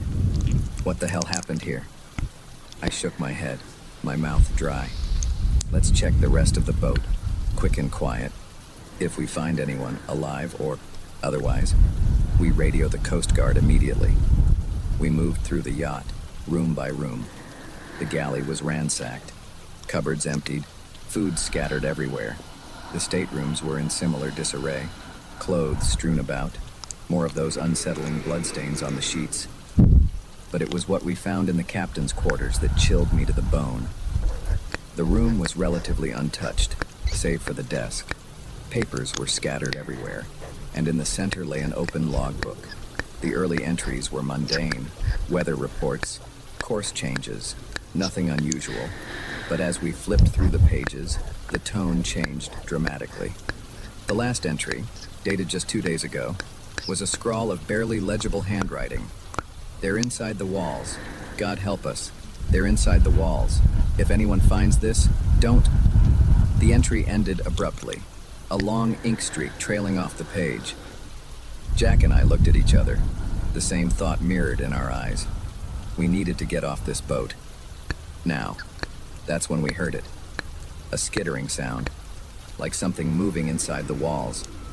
At first, I thought it might be rats, but rats don't make the walls bulge and ripple like something massive was moving through them. "Run!" I yelled, all pretense of stealth forgotten. We burst out of the captain's quarters, racing for the deck.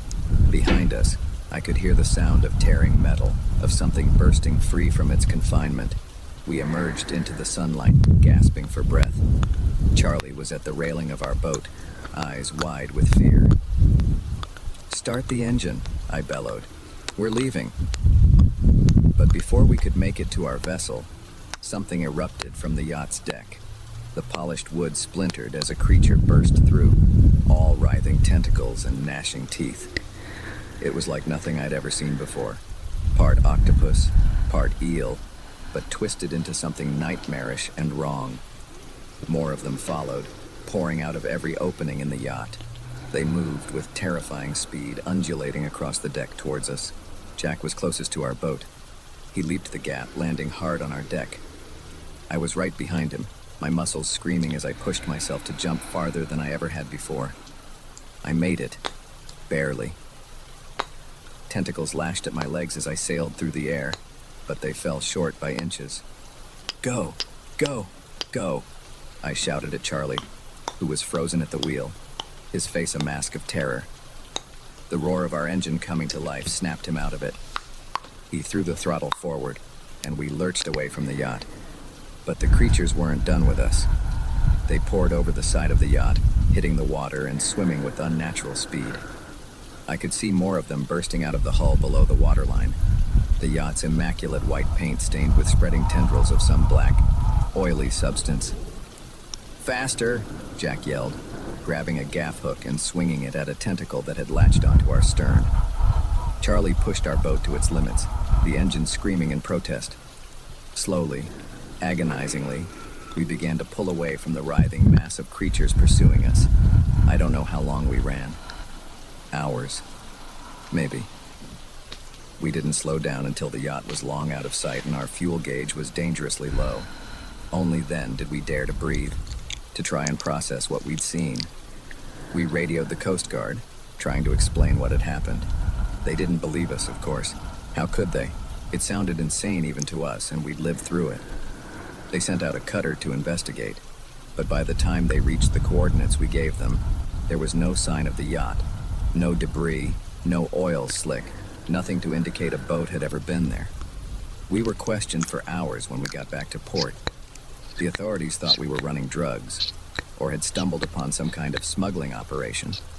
They couldn't wrap their heads around what we were telling them. In the end, they let us go. No evidence of wrongdoing, they said. Just the ravings of fishermen who'd been out in the sun too long. But I know what I saw, what we all saw. There's something out there in the Atlantic, something that doesn't belong in this world, something that can infest a ship, hollow it out from the inside, and wait for unsuspecting victims. I don't go out on the water anymore. Can't bring myself to set foot on a boat. Jack and Charlie are the same way. We've all found jobs on land as far from the ocean as we can get. But sometimes, late at night, I swear I can hear it. That skittering sound, like something moving inside my walls. And I lie awake, wondering, did we really escape that day? Or did we bring something back with us? So, if you're ever out on the ocean and you come across a drifting boat, pristine and seemingly abandoned, don't approach it, don't board it, just run. Run as fast and as far as you can, because some ghost ships aren't empty, and some nightmares don't end when you think you've escaped.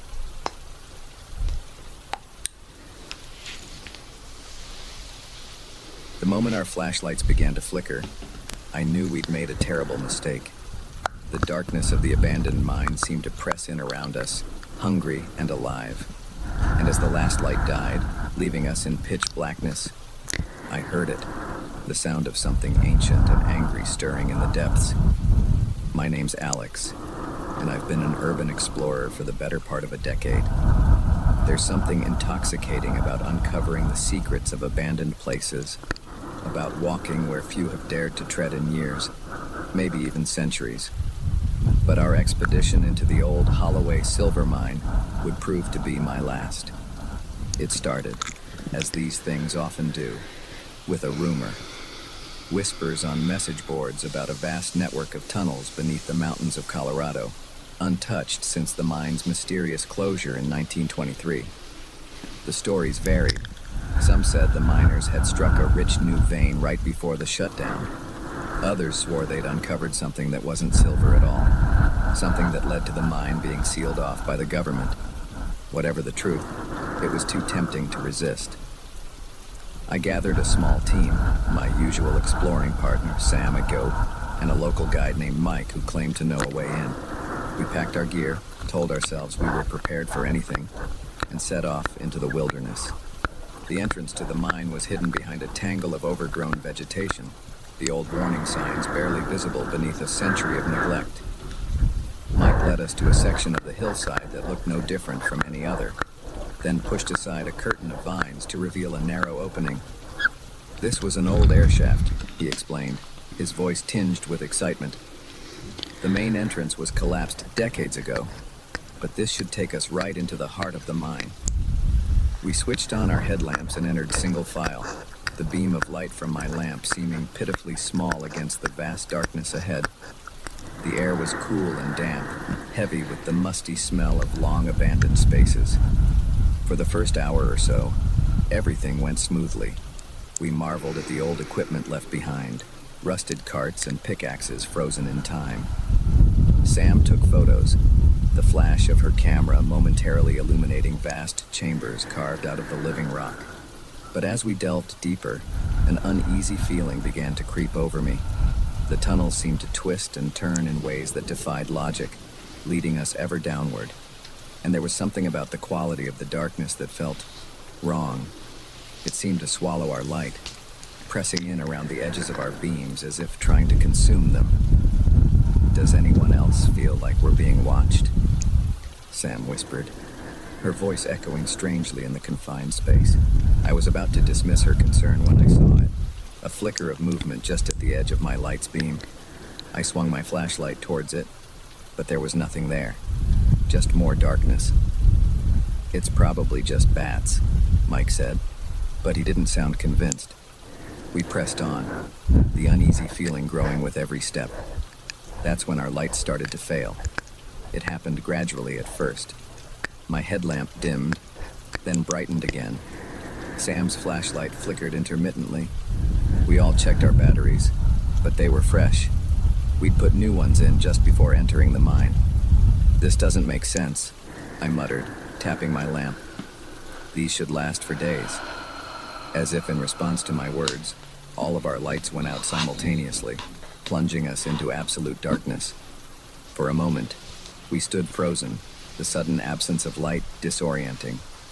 Then Sam let out a nervous laugh. Okay, very funny guys. Who turned out the lights?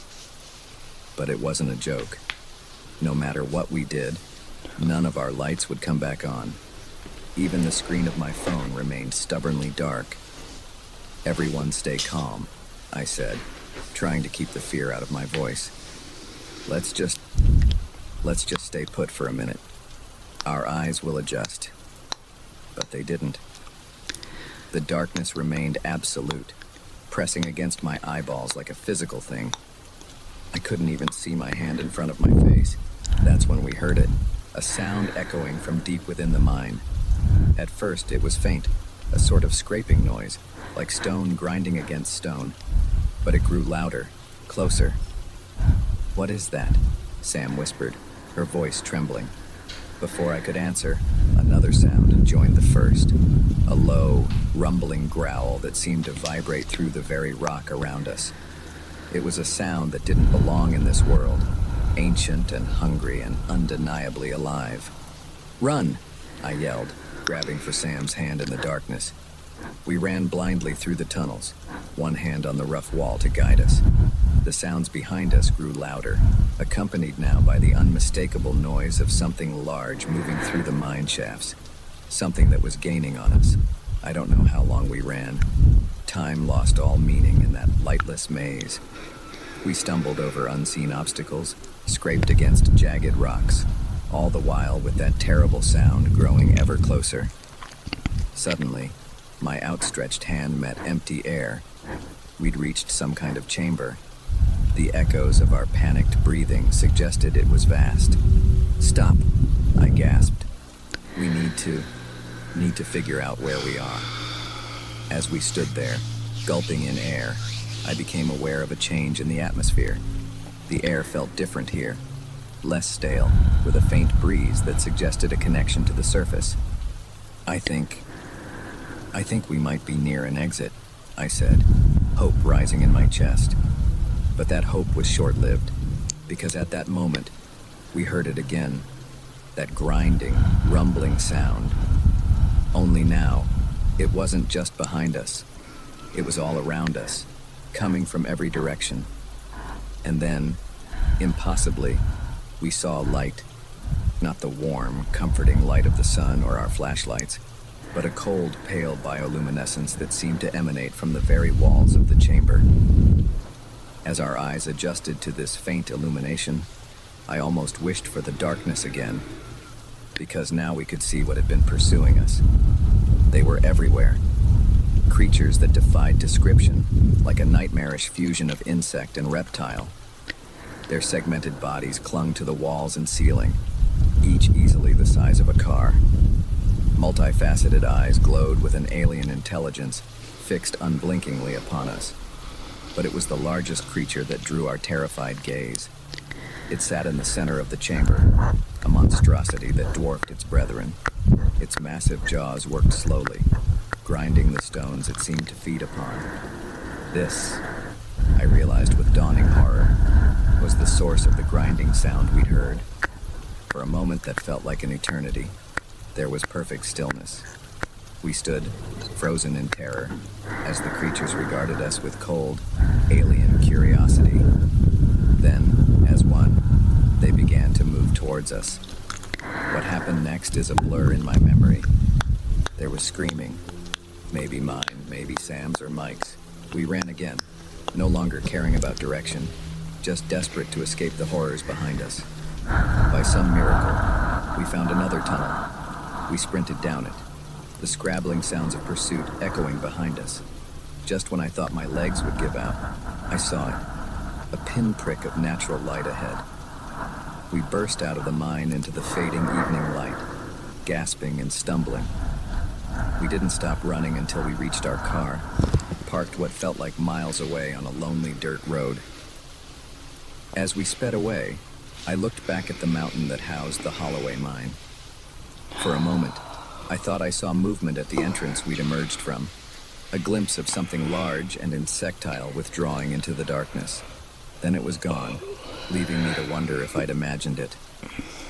We drove straight to the nearest police station, babbling our story to increasingly skeptical officers.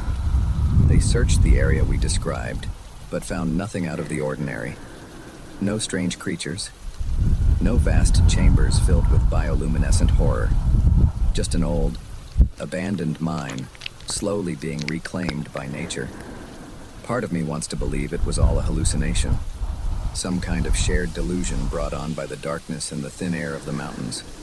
But I know what I saw, what I heard, what I felt in those lightless tunnels. I don't go exploring anymore. Can't bring myself to enter so much as a dark basement these days. Sam and Mike are the same way. We've all found new hobbies, new passions that keep us firmly in the light. But sometimes, late at night, I wake up in a cold sweat. In those moments between sleep and waking, I swear I can hear it, that grinding, rumbling sound. And I lie there, heart pounding, wondering, did we really escape that day? Or did we bring something back with us? Something that's slowly working its way towards the surface? So if you're ever tempted to explore an abandoned mine, to delve into the dark places beneath the earth, don't. Some secrets are meant to stay buried, and some darknesses, once seen, can never be unseen. Because sometimes, the real monsters aren't hiding in the shadows. They are the shadows, and they're always hungry for more.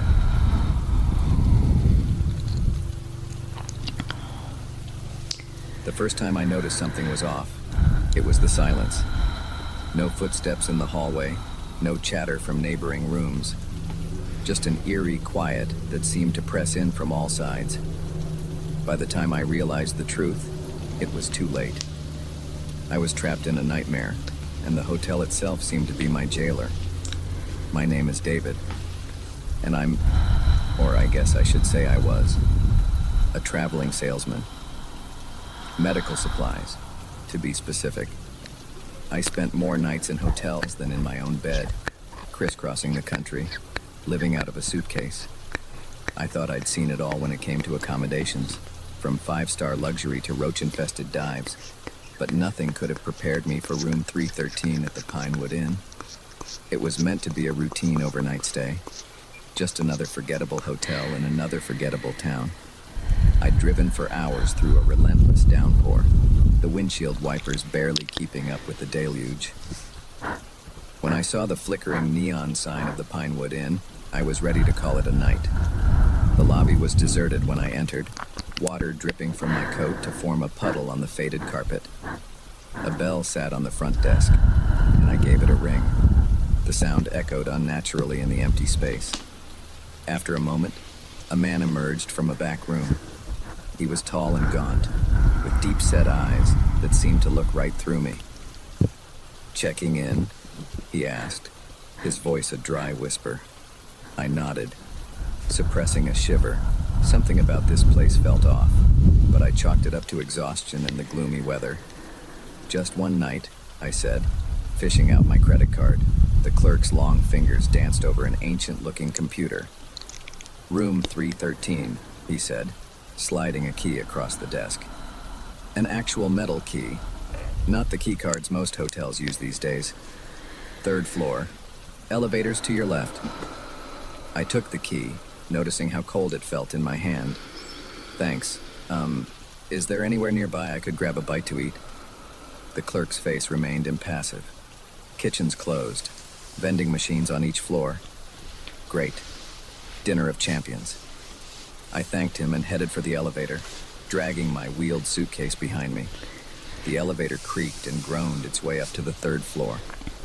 As the doors slid open, I was struck again by the silence. Shouldn't there be some noise in a hotel? TVs from other rooms, people talking, something. I made my way down the dimly lit hallway, the worn carpet muffling my footsteps. Room 313 was at the very end, tucked away in a corner.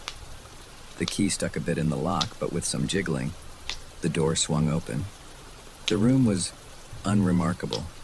A bit dated, maybe, with floral wallpaper that had seen better days and a TV that looked like it was from the 90s. But it was clean, and the bed looked comfortable enough. I set my suitcase down and flopped onto the bed, the events of the long day catching up with me. I must have dozed off because the next thing I knew, I was jolted awake by a sound. It took me a moment to place it, knocking. Someone was knocking on my door. I glanced at the bedside clock, 2:17 a.m. Who the hell would be knocking at this hour? "Hello?" I called out, my voice rough with sleep. No response.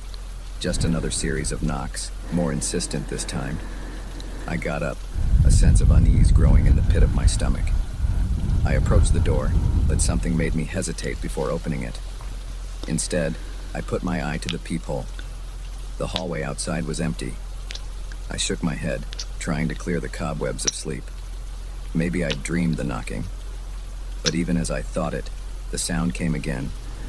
Only this time, it wasn't coming from the door. It was coming from the window. My blood ran cold.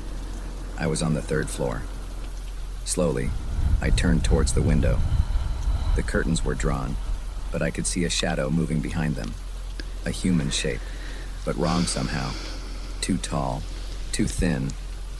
I stood frozen, unable to move, unable to even breathe. The knocking continued, growing louder, more frantic.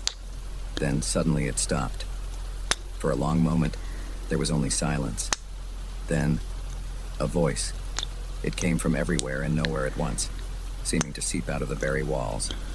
"Let us in, David," it whispered. "We've been waiting for you." That broke my paralysis. I lunged for the door, yanking it open and bursting into the hallway. I had to get out of here, had to find help. But the hallway, it was wrong. It seemed to stretch on forever, the doors repeating endlessly. I turned back to look at my room, but 313 had vanished. Every door now bore the same number, CR0. I ran, my heart pounding in my chest. The hallway seemed to twist and turn, defying the laws of physics. No matter how far I went, I couldn't find the elevator, the stairs any way out. And all the while, I could hear them, whispers and scratches, coming from behind every door. Sometimes, I'd catch a glimpse of movement in my peripheral vision, a shadow darting across the hall, a hand reaching out from a doorway. But whenever I turned to look, there was nothing there. I don't know how long I ran.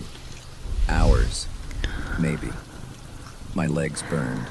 My lungs screamed for air, but I didn't dare stop. Because I knew with a bone-deep certainty that if I stopped, they would get me. Finally, I saw it. The elevator. I practically fell into it, jabbing frantically at the lobby button. As the doors began to close, I saw them. Figures emerging from the rooms, gliding down the hallway towards me. Their faces, God, their faces were... The doors slammed shut, cutting off my view. I sagged against the wall, gulping in air. The elevator began to descend, and for a moment I allowed myself to hope. Maybe this nightmare was over. Maybe I'd get to the lobby and find everything normal. But when the doors opened, I wasn't in the lobby. I was back in room 313. The room had changed. The wallpaper was peeling now, revealing pulsing, organic-looking material underneath. The bed writhed as if alive, sheets twisting like tentacles. And there, reflected in the mirror, was a figure. But it wasn't me. It wore my face. But the eyes. The eyes were black voids, endless and hungry. It smiled, revealing too many teeth, sharp and gleaming. "Welcome home, David," it said, its voice a chorus of whispers. "We've been waiting so long," I screamed. I screamed until my throat was raw, until I tasted blood. I screamed as the room twisted around me, as unseen hands grabbed at me from the shadows. And then, I woke up. I was in my car, parked at a rest stop. Rain pattered against the windshield. My phone was buzzing, a missed call from my boss, wondering why I hadn't shown up for my meeting. For a long moment, I just sat there trying to get my bearings. It had all been a dream. A vivid, terrifying nightmare, but just a dream. I must have pulled over when I got too tired to drive, fallen asleep at the wheel. I started the car, ready to put this all behind me. But as I pulled out of the rest stop, I caught sight of something in my rearview mirror that made my blood run cold. There, on the back seat, was a key. An old-fashioned metal key with a tag attached. Room 313, it read. Pinewood Inn. I drove and didn't stop until I was 3 states away. I quit my job, sold my house, changed my name. I don't stay in hotels anymore. Can't bring myself to even look at one, because I know the truth now. The Pinewood Inn is out there, waiting. It might not be in the same place, might not even look the same, but it's waiting. For me, for you, for anyone unlucky enough to check in. So if you're ever driving late at night, tired and looking for a place to rest, and you see a hotel you don't remember being there before, keep driving. No matter how exhausted you are, no matter how bad the weather is, just keep driving. Because some rooms you check into, you never really check out of. And in some hotels, every night is an eternity.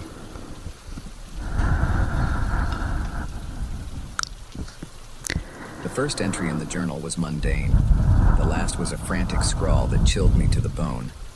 By the time I heard those heavy footsteps on the cabin's porch, I knew I was living the same nightmare that had consumed the previous occupant. And as the door handle began to turn, I realized with horrifying certainty that I wouldn't be leaving these woods alive. My name is Chris, and until a week ago, I was just another burned-out city dweller looking for an escape. When I stumbled across an ad for a remote cabin rental deep in the Adirondacks, it seemed like the perfect solution. A month of solitude, surrounded by pristine wilderness, no cell service or Wi-Fi to tether me to the stress of my normal life. Just me, the trees, and the promise of peace and quiet. The drive up was long and winding, the roads becoming progressively narrower and rougher as I left civilization behind.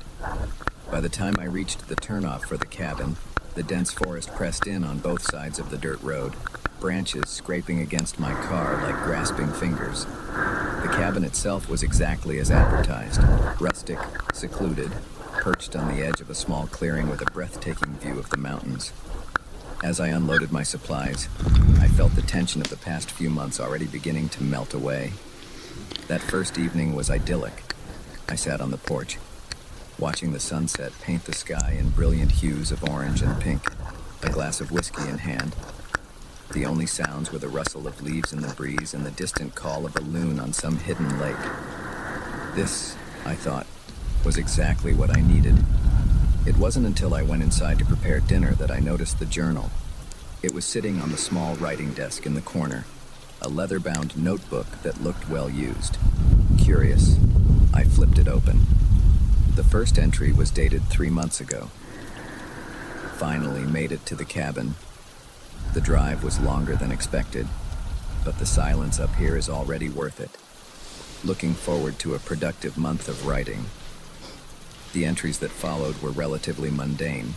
Observations about the weather, notes on the local wildlife, progress updates on whatever the previous occupant had been writing. But as I flipped through the pages, I noticed a shift in tone. The entries became shorter, more fragmented.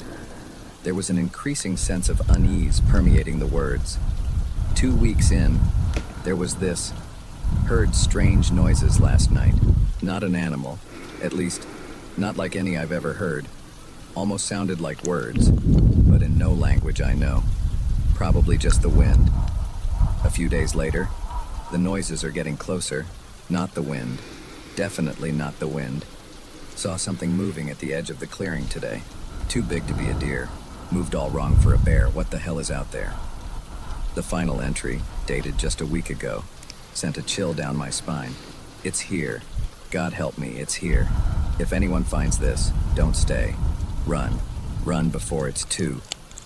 The entry ended abruptly, a long ink streak trailing off the page as if the writer had been suddenly interrupted. I closed the journal, my hands shaking slightly. This had to be some kind of joke, right? A prank by the owner to spook the city folk. But deep down, I knew it wasn't. The fear in those final entries was too raw, too real. I thought about leaving right then and there, but it was already dark, and the idea of navigating those treacherous mountain roads at night was daunting. I decided to stay the night and leave first thing in the morning. Sleep didn't come easily. Every creak of the cabin's old timbers, every rustle from the forest outside had me sitting bolt upright, straining my ears. But eventually, exhaustion won out, and I fell into a fitful slumber. I woke to silence, not the peaceful quiet of the previous evening, but a heavy, oppressive silence that seemed to press in on me from all sides. No birdsong, no insects buzzing, not even the whisper of wind through the trees. It was as if the forest itself was holding its breath. I got up, my movements feeling strangely sluggish, as if I was moving through water. The morning light filtering through the windows seemed dim and gray, despite the cloudless sky outside. That's when I saw it. A footprint in the dirt just outside the cabin's front window. A huge print, easily twice the size of my own foot, with long, curved claw marks at the end of each toe. My breath caught in my throat. This wasn't possible. There was no animal in these woods that could leave a print like that. Unless I thought of the journal, of the writer's increasing panic. Too big to be a deer, moved all wrong for a bear. I backed away from the window, my heart pounding. I had to get out of here. Now. I threw my belongings haphazardly into my bag, not bothering to pack neatly. Every few seconds, I glanced out the windows, half expecting to see some monstrous shape emerge from the tree line. Just as I was about to make a break for my car, I heard it. A low, rumbling growl that seemed to come from everywhere and nowhere at once. It was a sound that didn't belong in this world, ancient and hungry and undeniably alive. I froze, my hand on the doorknob. The growl came again, closer this time, and then footsteps, heavy, deliberate footsteps, coming from the other side of the cabin. With a jolt of terror, I realized they were circling around towards the front porch. I backed away from the door, looking frantically for a weapon, an escape route, anything. But there was nowhere to go. The footsteps grew louder, the floorboards of the porch creaking under immense weight. Then, silence. For a long moment, nothing moved. I stood there, scarcely daring to breathe, my eyes fixed on the door. The handle began to turn, slowly, inexorably. I'd like to say I faced whatever was on the other side bravely, that I stood my ground and fought. But the truth is, blind panic took over. I ran. I burst out the back door, sprinting for the trees. Behind me, I heard the front door splinter, followed by a roar that shook the very air. I didn't look back. I couldn't. I just ran. I crashed through the underbrush, branches whipping at my face, roots threatening to trip me with every step. I had no idea where I was going. My only thought was to put as much distance between myself and the cabin as possible. I don't know how long I ran. Time seemed to lose all meaning in that endless green maze. But eventually, my legs gave out, and I collapsed against a tree, gulping in air. As my panic receded, I realized I had made a terrible mistake. In my blind flight, I had run deeper into the wilderness, hopelessly lost. I had no supplies, no phone, no way to call for help. And somewhere out there, something was hunting me. The rest of that day passed in a haze of fear and exhaustion. I tried to find my way back to the road, or to any sign of civilization, but the forest all looked the same. As night fell, the temperature dropped, and a light rain began to fall. I huddled under a large tree, shivering, straining my ears for any sound of pursuit. But there was only the soft patter of rain on leaves and the occasional hoot of an owl. Just as I was about to drift off into an exhausted sleep, I saw it, a flicker of light through the trees. Hope surged through me, a house, a road. I stumbled towards the light, my fatigue forgotten. As I drew closer, I could make out a structure. My heart leapt. It was the cabin. Somehow, I had made a huge circle and ended up back where I started. Relief flooded through me as I burst into the clearing, but it died just as quickly. This wasn't my cabin. It was similar, yes, but older, more weathered. And there, carved into the door in jagged, desperate strokes, was a message. Don't enter. It's still here. I stood there, rain soaking through my clothes, staring at those words. And that's when I heard it again, that low, inhuman growl coming from just behind me. I'm writing this now in a new journal I found inside this cabin. I don't know how long I can stay here or if there's any escape, but if anyone finds this, please, heed my warning. Don't stay in these woods. Don't seek out solitude in this forgotten corner of the wilderness, because something ancient dwells here, something patient and hungry. And once it knows you're here, it never stops hunting. So if you're reading this, run. Run now while you still can. And pray it hasn't already caught your scent.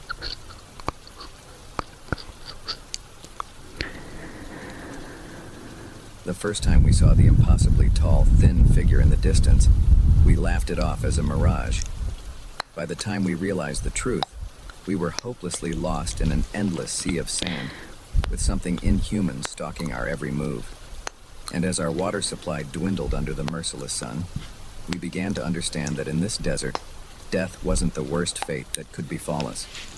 My name's Alex, and until 2 weeks ago, I was just your average thrill-seeking tourist. My girlfriend Jess and I had been planning this Southwest road trip for months, eager to escape the dreary Seattle winter for some sun and adventure. We'd mapped out a route that would take us through some of the most stunning desert landscapes in the country, with plenty of opportunities for hiking and photography. The trouble started on day 5 of our trip. We'd just left a small town in eastern Arizona, heading for a remote area known for its striking rock formations and supposed spiritual energy. The guy at the local gas station had warned us to stick to the main roads, muttering something about people going missing in the backcountry. But we were young, confident, and more than a little arrogant. We thought we knew better. "Come on, Alex," Jess had said. her eyes sparkling with excitement as she pointed to a dirt road veering off the highway. That looks way more interesting than the route on the map. Let's check it out.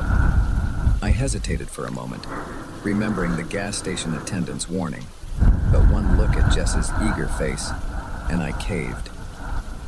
All right, I said, turning onto the unmarked road. But just for a little while. We don't want to get lost out here. If only I'd known then how prophetic those words would be. At first, the detour seemed like a great idea. The scenery was breathtaking.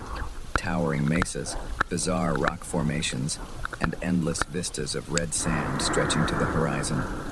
We stopped several times for Jess to take photos, marveling at the alien beauty of the landscape. It was during one of these stops that we saw it for the first time.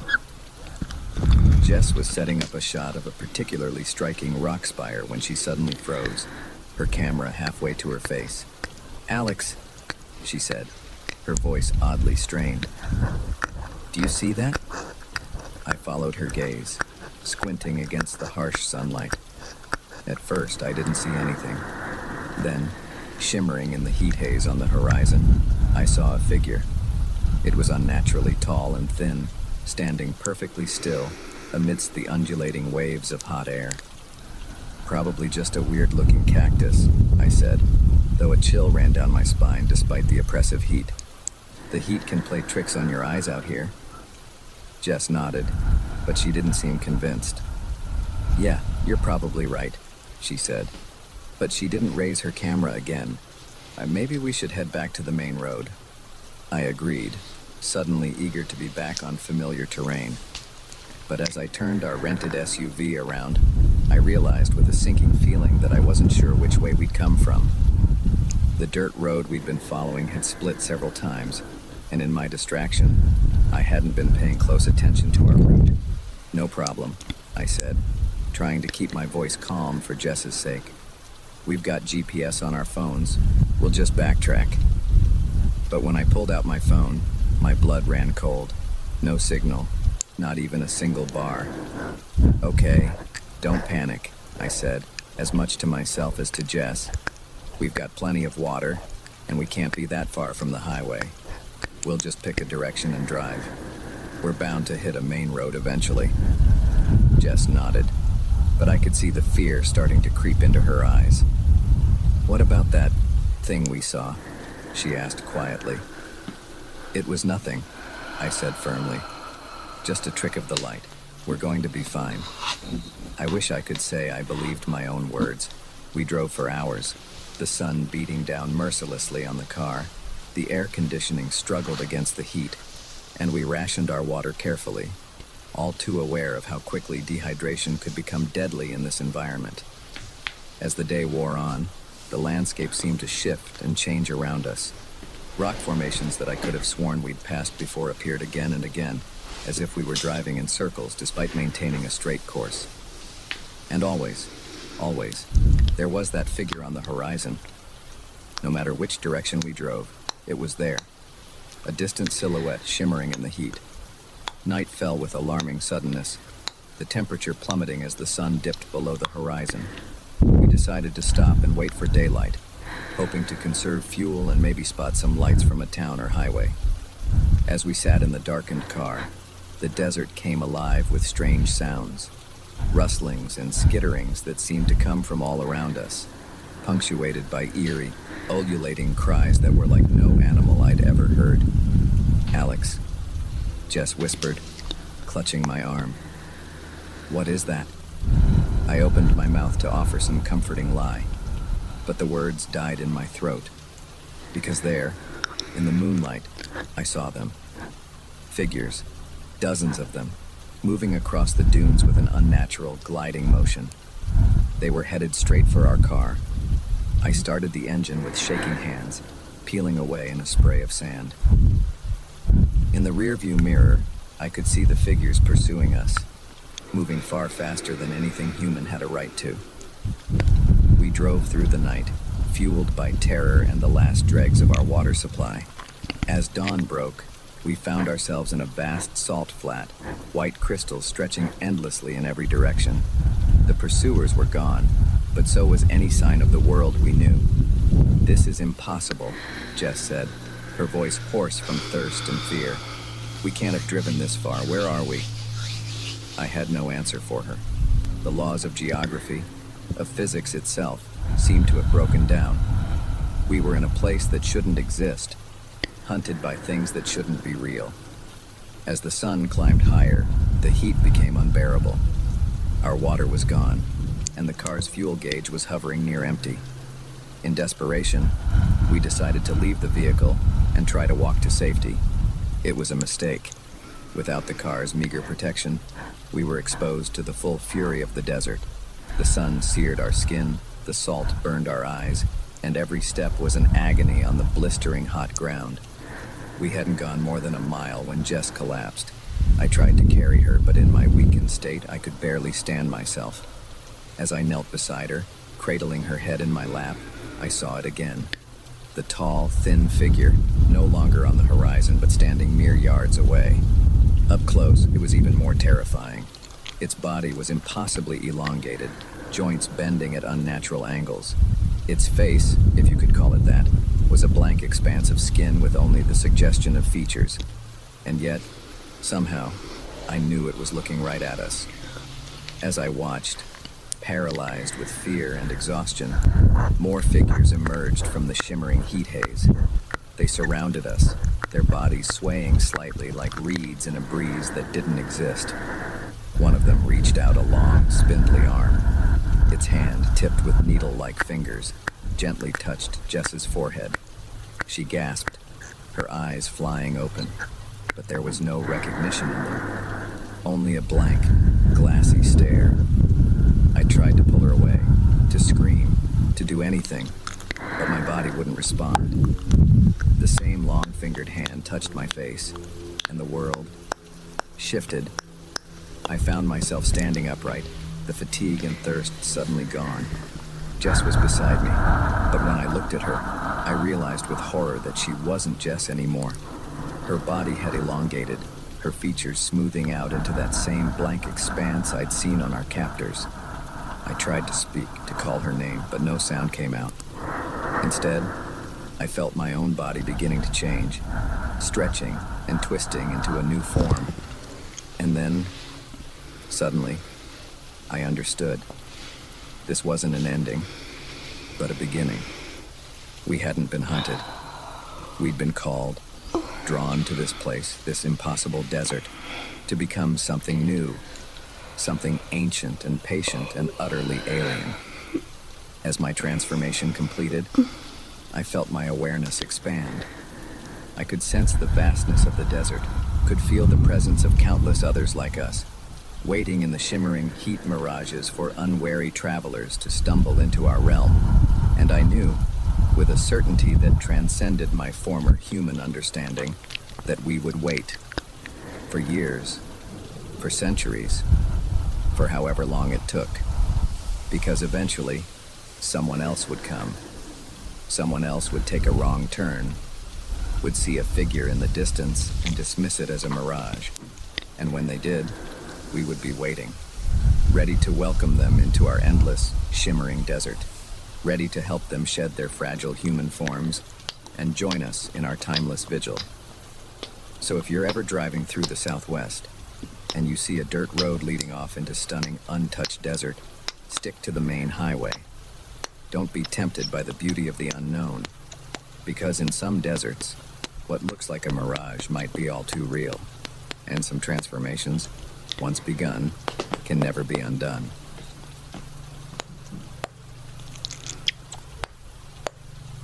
The moment my light illuminated that pale, humanoid figure deep in the underwater cave, I knew I'd made a terrible mistake. But by the time I realized the true horror of my situation, I was lost in a labyrinth of narrow passages, my air supply rapidly depleting, and something that definitely wasn't human was hunting me in the darkness. My name's Sarah, and I've been an avid scuba diver for over a decade. I've explored reefs in the Caribbean, shipwrecks off the coast of North Carolina, and even dove under ice in the Arctic. But nothing in my years of experience could have prepared me for what I encountered in the Blue Hole cave system off the coast of Belize. I'd heard whispers about the cave system for years, tales of vast, unexplored chambers, ancient Mayan artifacts, and strange rock formations that defied explanation. Most serious divers dismissed these stories as tall tales, exaggerations meant to lure tourists. But something about them caught my imagination and wouldn't let go. So when I had a week off from my job as a marine biologist, I decided to investigate for myself.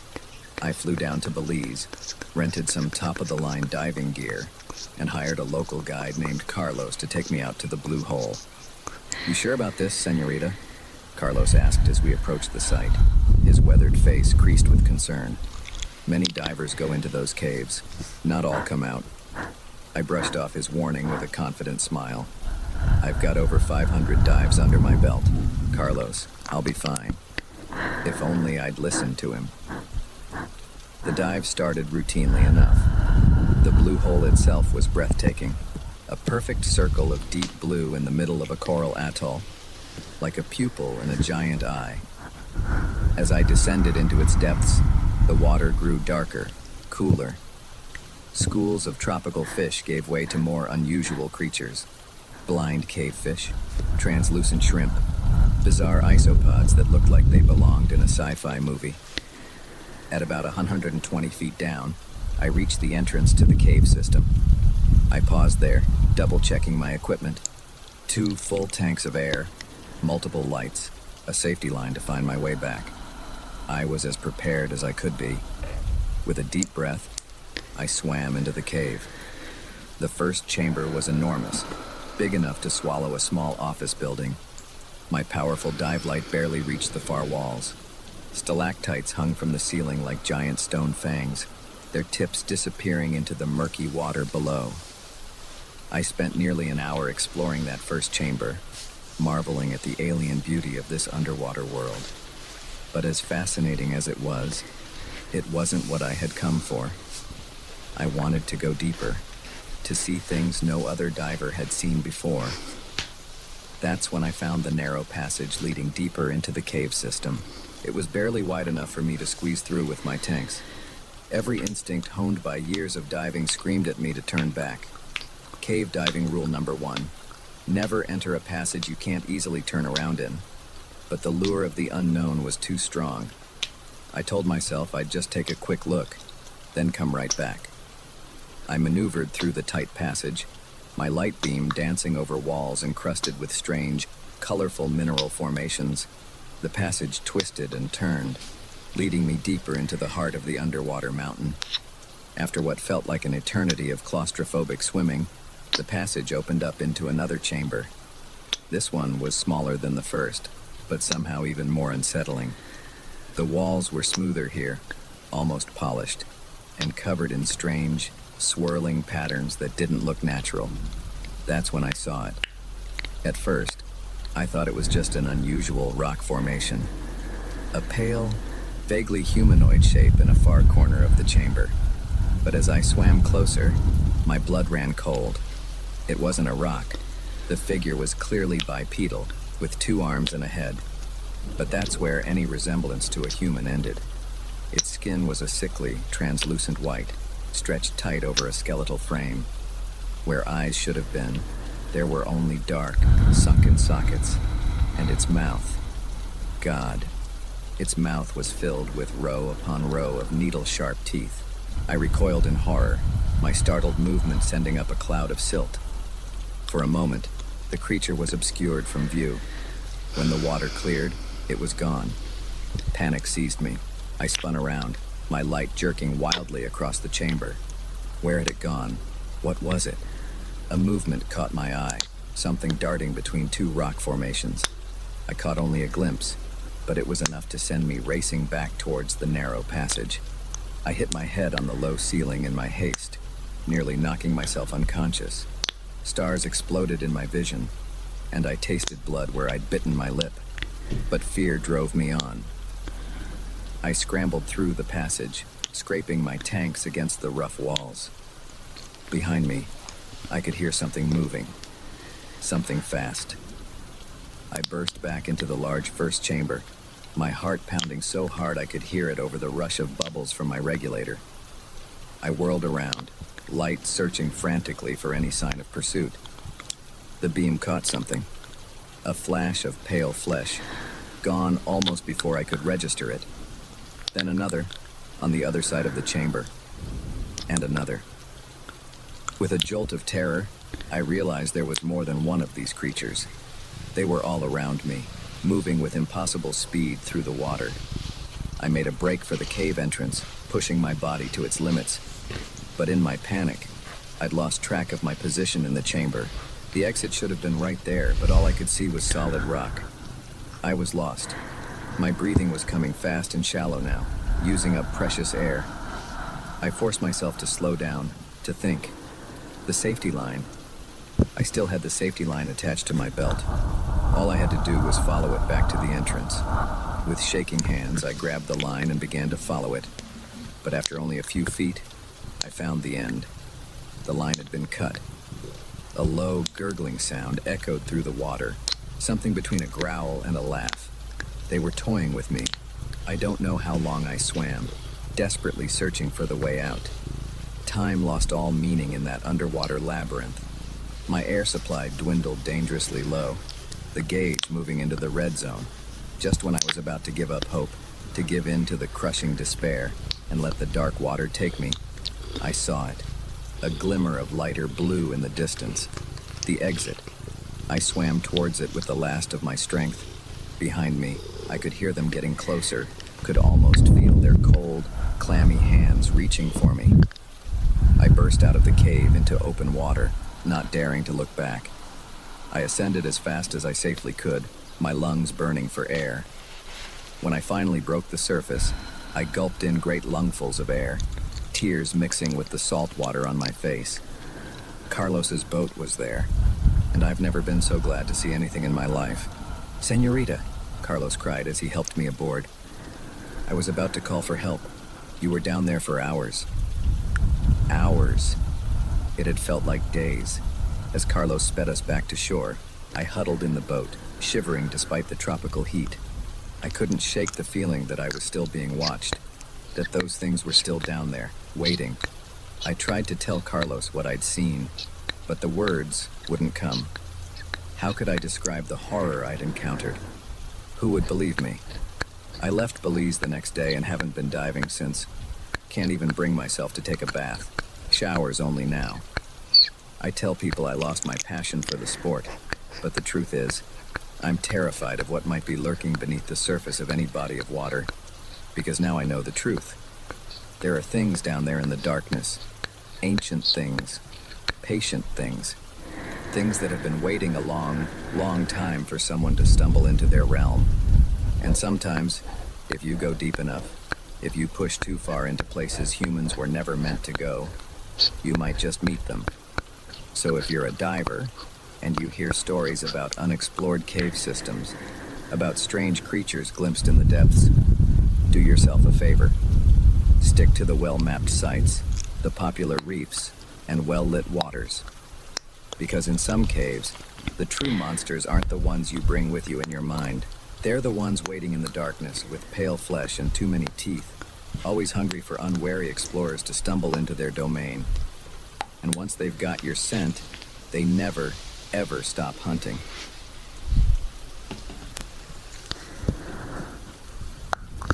The moment the tractor sputtered to a halt in that secluded corner of the farm, I knew something was wrong. But it wasn't until I heard those inhuman shrieks echoing from the cornfield that I realized our annual fall festival had become a fight for survival. By then, half our hayride group had already vanished into the rows of corn, never to be seen again. My name's Jake, and I've worked at Henderson's farm for the past 5 autumns. It's a decent seasonal gig, helping with the harvest, running the pumpkin patch, and my personal favorite, driving the hayride tractor. Old Mr. Henderson's place is the biggest farm in the county, and their fall festival draws folks from all over the state. This year started like any other.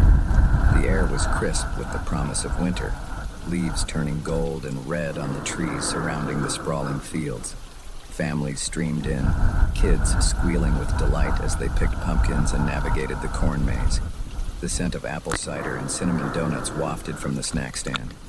It was the perfect autumn day. I was on hayride duty, piloting a tractor with a trailer full of hay bales and excited passengers.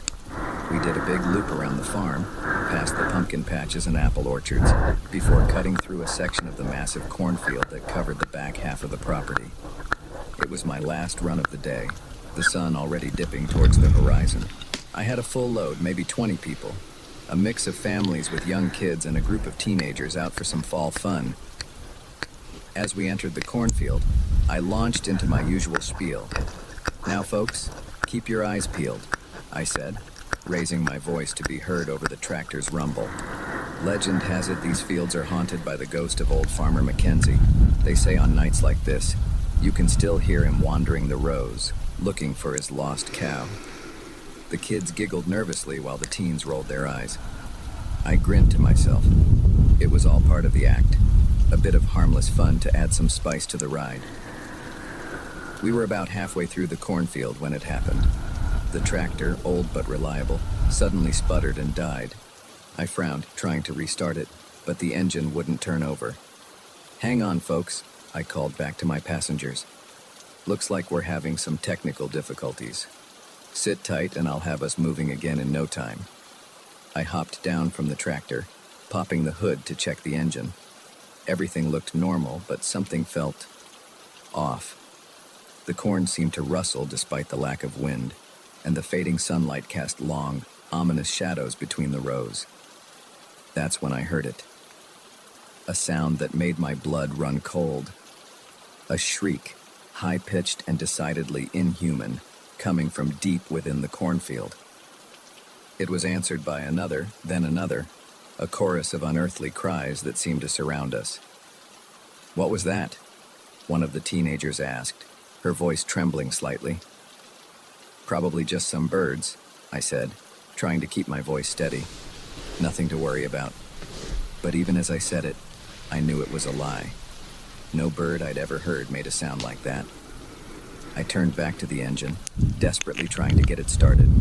Behind me, I could hear my passengers growing restless, their nervous chatter punctuated by those awful shrieks, which seemed to be getting closer. "Hey, where's Tommy?" A woman's panicked voice cut through the noise. I spun around. A mother was standing up in the trailer, looking around frantically. "My son, he was right here a minute ago." A murmur of concern rippled through the group. People started looking around, calling out names. And that's when I realized the true horror of our situation. It wasn't just Tommy who was missing. Nearly half the people who had been on the trailer were gone, vanished without a trace. "Everyone stay calm," I said, trying to project a confidence I didn't feel. "I'm sure they just wandered off to look at something. Let's all stick together and..." My words were cut off by a scream. One of the teenagers was pointing at the cornfield, her face pale with terror. "There's something out there," she cried. I saw it move. I followed her gaze, squinting into the deepening shadows between the corn stalks. For a moment, I saw nothing. Then, a flash of movement.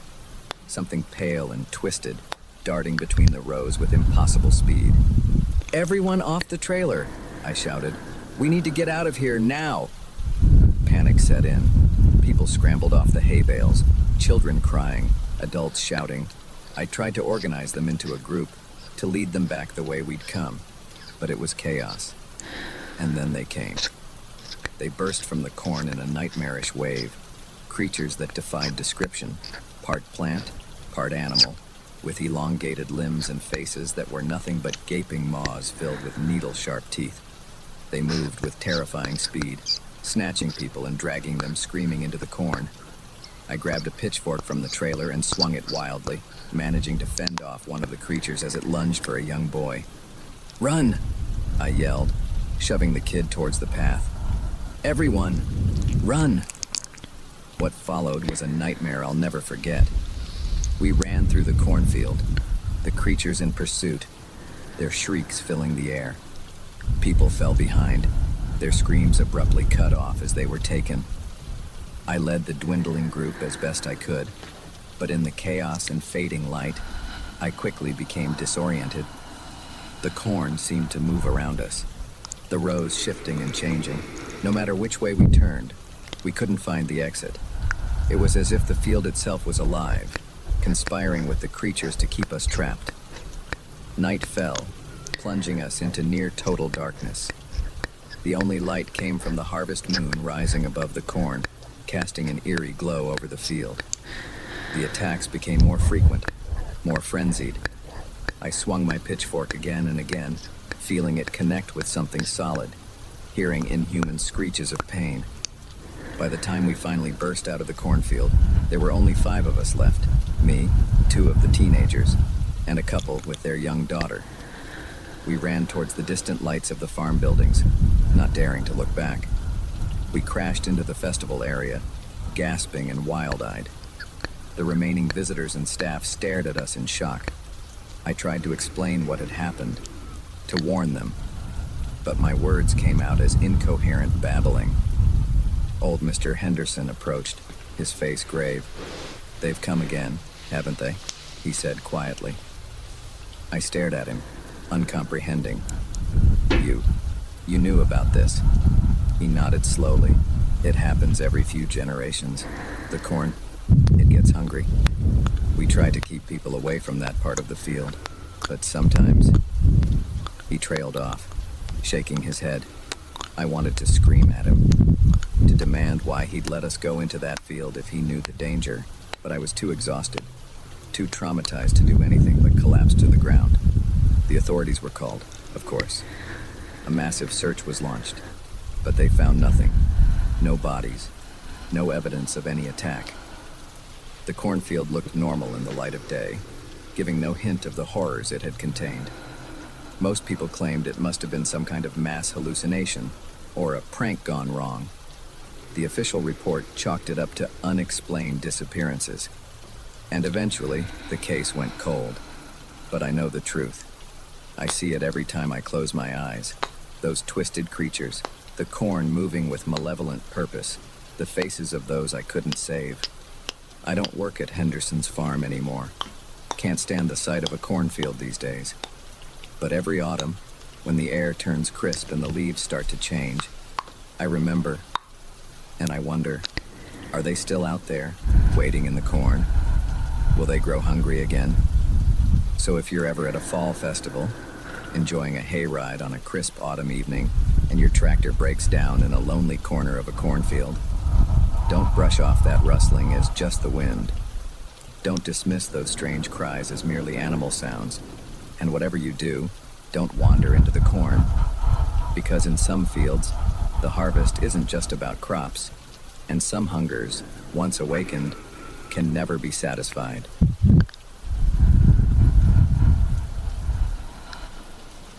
The moment I first saw him lurking in the shadows of the subway platform, I knew something was terribly wrong. But it wasn't until I realized he was following my every move, always just at the edge of my vision, that I understood the true horror of my situation. And as the minutes ticked by, my train still agonizingly far away, I began to wonder if I'd make it out of this station alive. My name is Elena, and until that night, I was just another overworked graduate student in New York City. I'd stayed late at the university library, losing track of time as I pored over research for my thesis. By the time I packed up my laptop and headed for the subway, the city had transformed into its nocturnal self, a place of deep shadows and eerie quiet, punctuated by the occasional siren or drunken shout.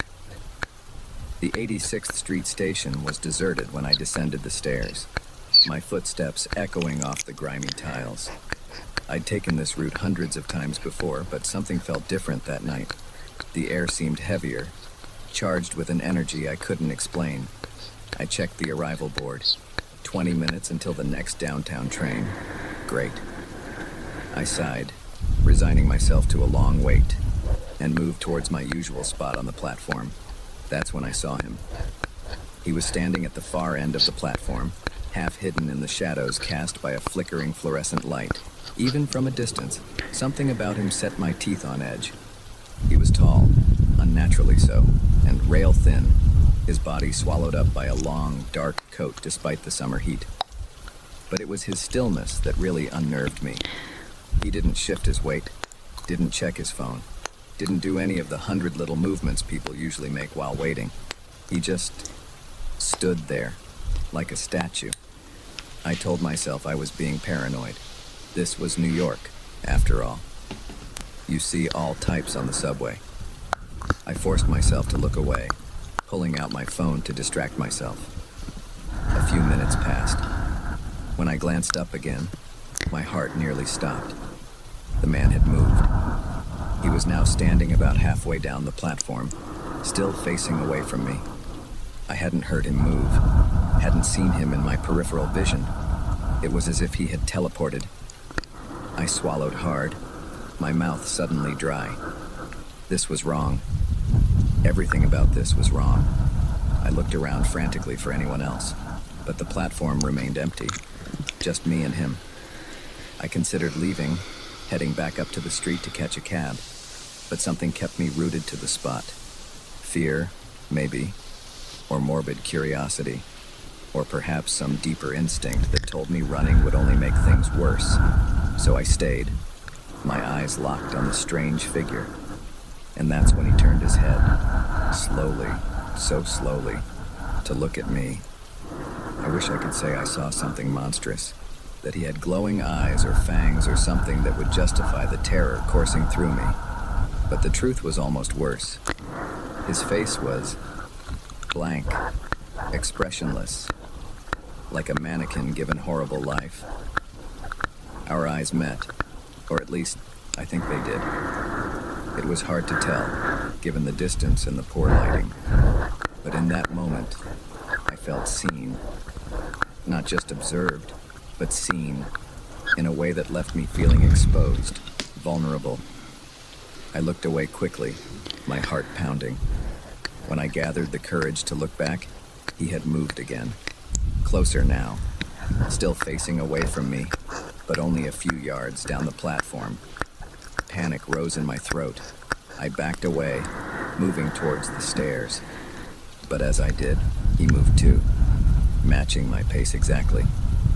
Always keeping the same distance between us, always staying just in my peripheral vision. This continued for what felt like hours, but was probably only minutes. Me, inching towards the exit. Him, mirroring my movements with uncanny precision. The whole time, that oppressive silence hung over the station, broken only by the distant rumble of trains on other lines. I reached the base of the stairs and paused, one foot on the bottom step. Part of me screamed to run, to flee back to the relative safety of the street above. But another part, a deeper, more primal part, warned that turning my back on this thing would be a fatal mistake. So I stood there, frozen in indecision, watching as the figure slowly, so slowly began to turn towards me. That's when I heard it, the blessed sound of an approaching train. My train, relief flooded through me, followed quickly by a new wave of terror. Because I knew, with a certainty I couldn't explain, that I had to be on that train, that if I missed it, I would never leave this platform. The next few moments were a blur. I ran towards the edge of the platform, no longer caring if I turned my back on the stranger. I could feel him behind me, moving with that same unnatural speed and silence. The train burst into the station in a rush of wind and screeching metal. I positioned myself in front of where I knew the doors would open, bouncing on the balls of my feet in anticipation. As the train slowed to a stop, I risked a glance over my shoulder. The man was there, much closer now, his arm outstretched as if to grab me. His fingers were too long, joints bent at impossible angles. The doors slid open. I threw myself inside, stumbling into an empty car. As I whirled around, I caught one last glimpse of the platform, and the figure standing at the very edge, his blank face turned towards me. Then the doors closed, and the train pulled away, leaving the strange man and that nightmarish platform behind. I sank into a seat, my legs shaking too badly to stand. As the adrenaline faded, I tried to make sense of what had just happened. Had I imagined it all? Was I so exhausted from studying that my mind had conjured up some bizarre hallucination? But deep down, I knew it had been real. The terror I'd felt was too visceral, too raw to have been a product of my imagination. When I finally reached my stop, I half expected to see the strange man waiting on the platform. But it was just the usual late-night crowd, a few tired workers, some tipsy revelers heading home from bars. I made it back to my apartment in record time, double-checking every lock before collapsing into bed. Sleep was a long time coming, and when it did, it was filled with dreams of endless subway platforms and silent eyes pursuing figures. The next day, I told myself it had all been a stress-induced fantasy. I went about my routine as normal, pushing the memories of the previous night to the back of my mind. But as evening fell and I faced the prospect of another late night at the library, I found myself making excuses to stay home. A week passed, then two. I took cabs or buses, anything to avoid the subway. My friends noticed my newfound aversion to public transportation, but I brushed off their concerns with vague excuses about wanting more exercise. But I couldn't avoid it forever. One night, running late for a crucial meeting, I found myself with no choice but to take the subway. As I descended the stairs to the 86th Street station, my palms were slick with sweat. The platform looked normal, crowds of commuters, the usual bustle of a New York evening. I began to relax, feeling foolish for my fears, and then I saw him. He was at the far end of the platform, half hidden behind a pillar. That same unnaturally tall, thin figure, that same blank face turned in my direction. Our eyes met across the crowded platform, and in that moment, I knew this wasn't over. Maybe it would never be over. I turned and fled, taking the stairs two at a time, not stopping until I was back on the street. I hailed the first cab I saw, my hands shaking as I gave the driver my address. As we pulled away from the curb, I glanced back at the subway entrance, and there he was, standing at the top of the stairs, watching my cab disappear into the New York traffic. I don't take the subway anymore. Can't bring myself to set foot in a station. I've changed my routines, my habits, even moved to a new apartment. But sometimes, late at night, I'll catch a glimpse of something in my peripheral vision, a tall, thin shape, just at the edge of the shadows. And I wonder, did I ever really escape that night? Or is he still out there, waiting, following, always just out of sight? So if you're ever in a subway station late at night, and you see a strange figure lurking in the shadows, don't dismiss it. Don't try to rationalize it away. And whatever you do, don't let it get between you and the exit. Because some predators don't just stalk their prey in the wild. Some hunt in the tunnels and platforms beneath our feet, patient and persistent, always watching, always waiting for their moment to strike. And once they've chosen you, they never, ever stop hunting.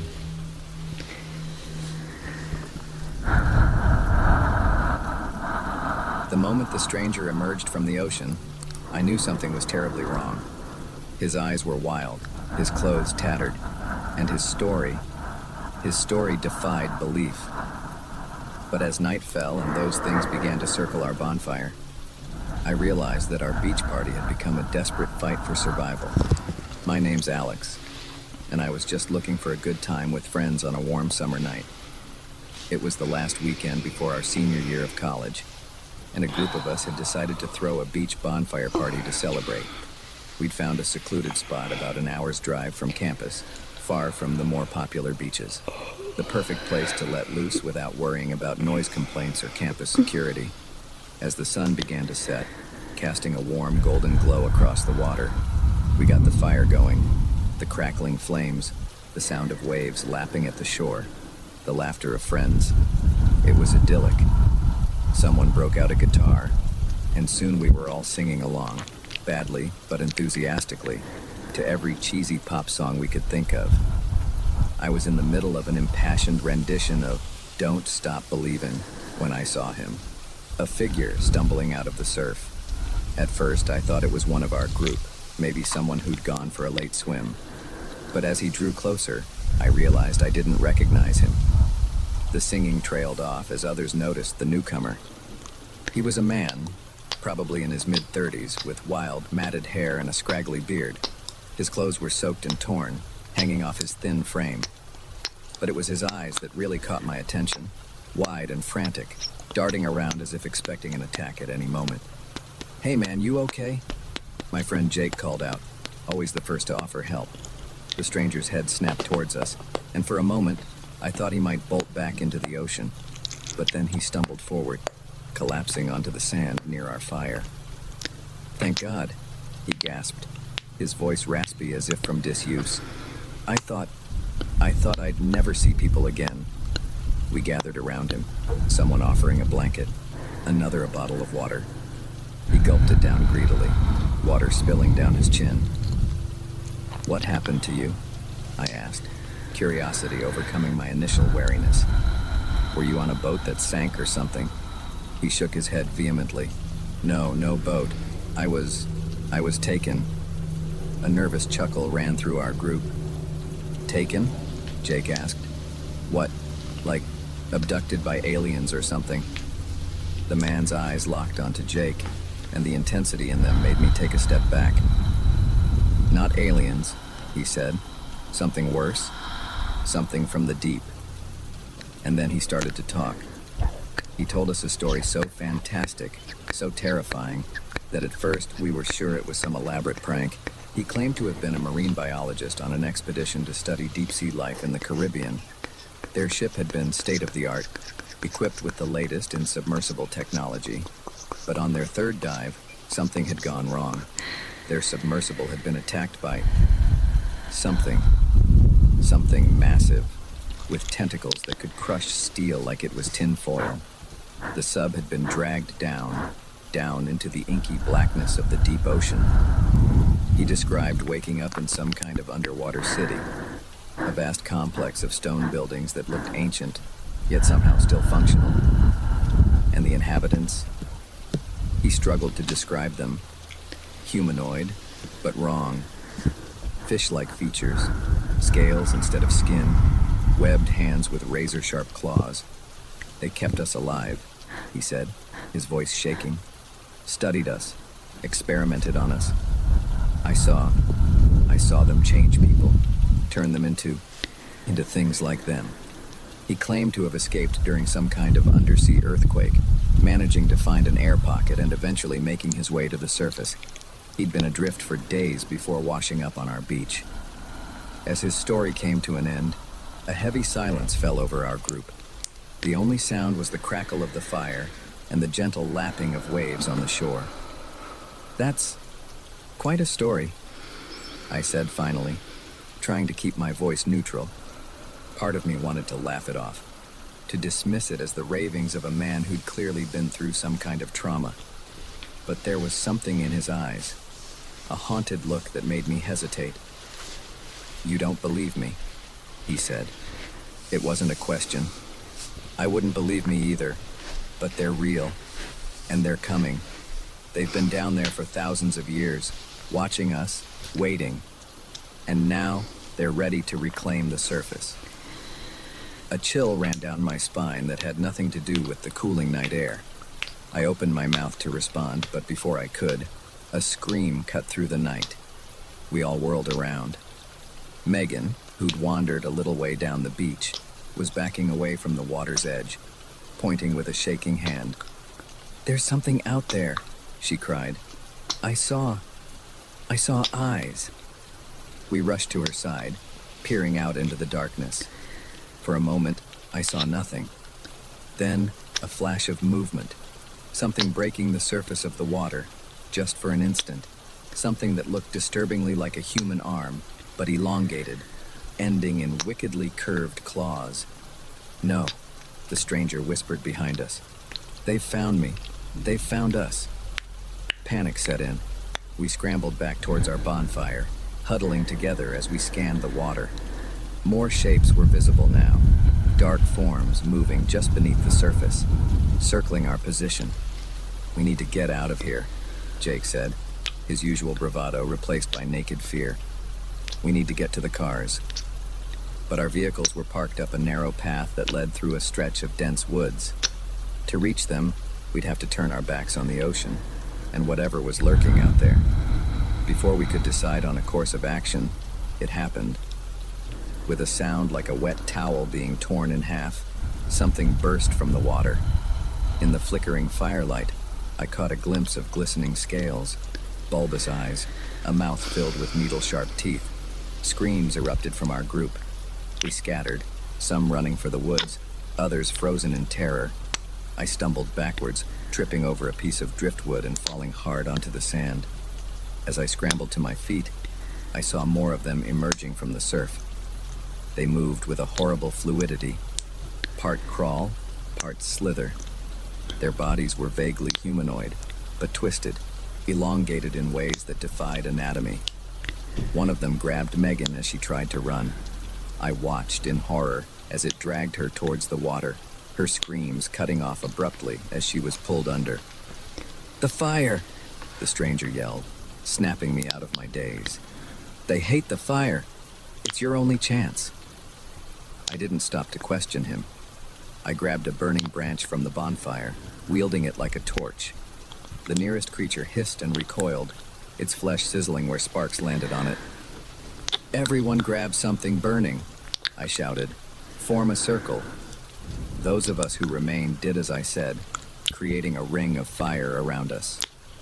The creatures prowled just outside the circle of light, their inhuman eyes reflecting the flames. For what felt like hours, we stood our ground, waving our makeshift torches at any creature that dared to get too close. I lost track of how many of our group were taken. Every time I heard a scream cut short, every splash that signaled another person dragged into the depths, I felt a piece of my sanity slip away.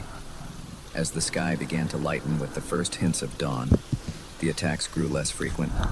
By the time the sun peeked over the horizon, the beach was empty save for our small, shell-shocked group. We made our way to the cars in silence, no one daring to speak about what we'd witnessed. The stranger was gone, vanished at some point during the night. Part of me wondered if he'd ever really been there at all.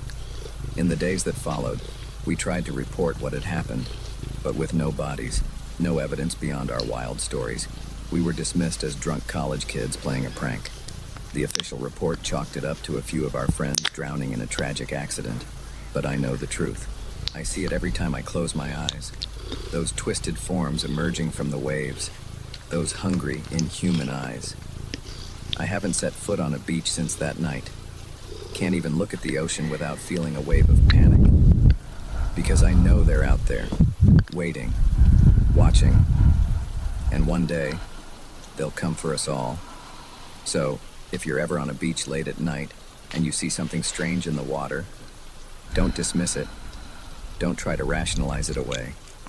And whatever you do, don't go near the waves, because some things are better left in the depths. And once they've gotten a taste of the surface, they'll never stop hunting for more.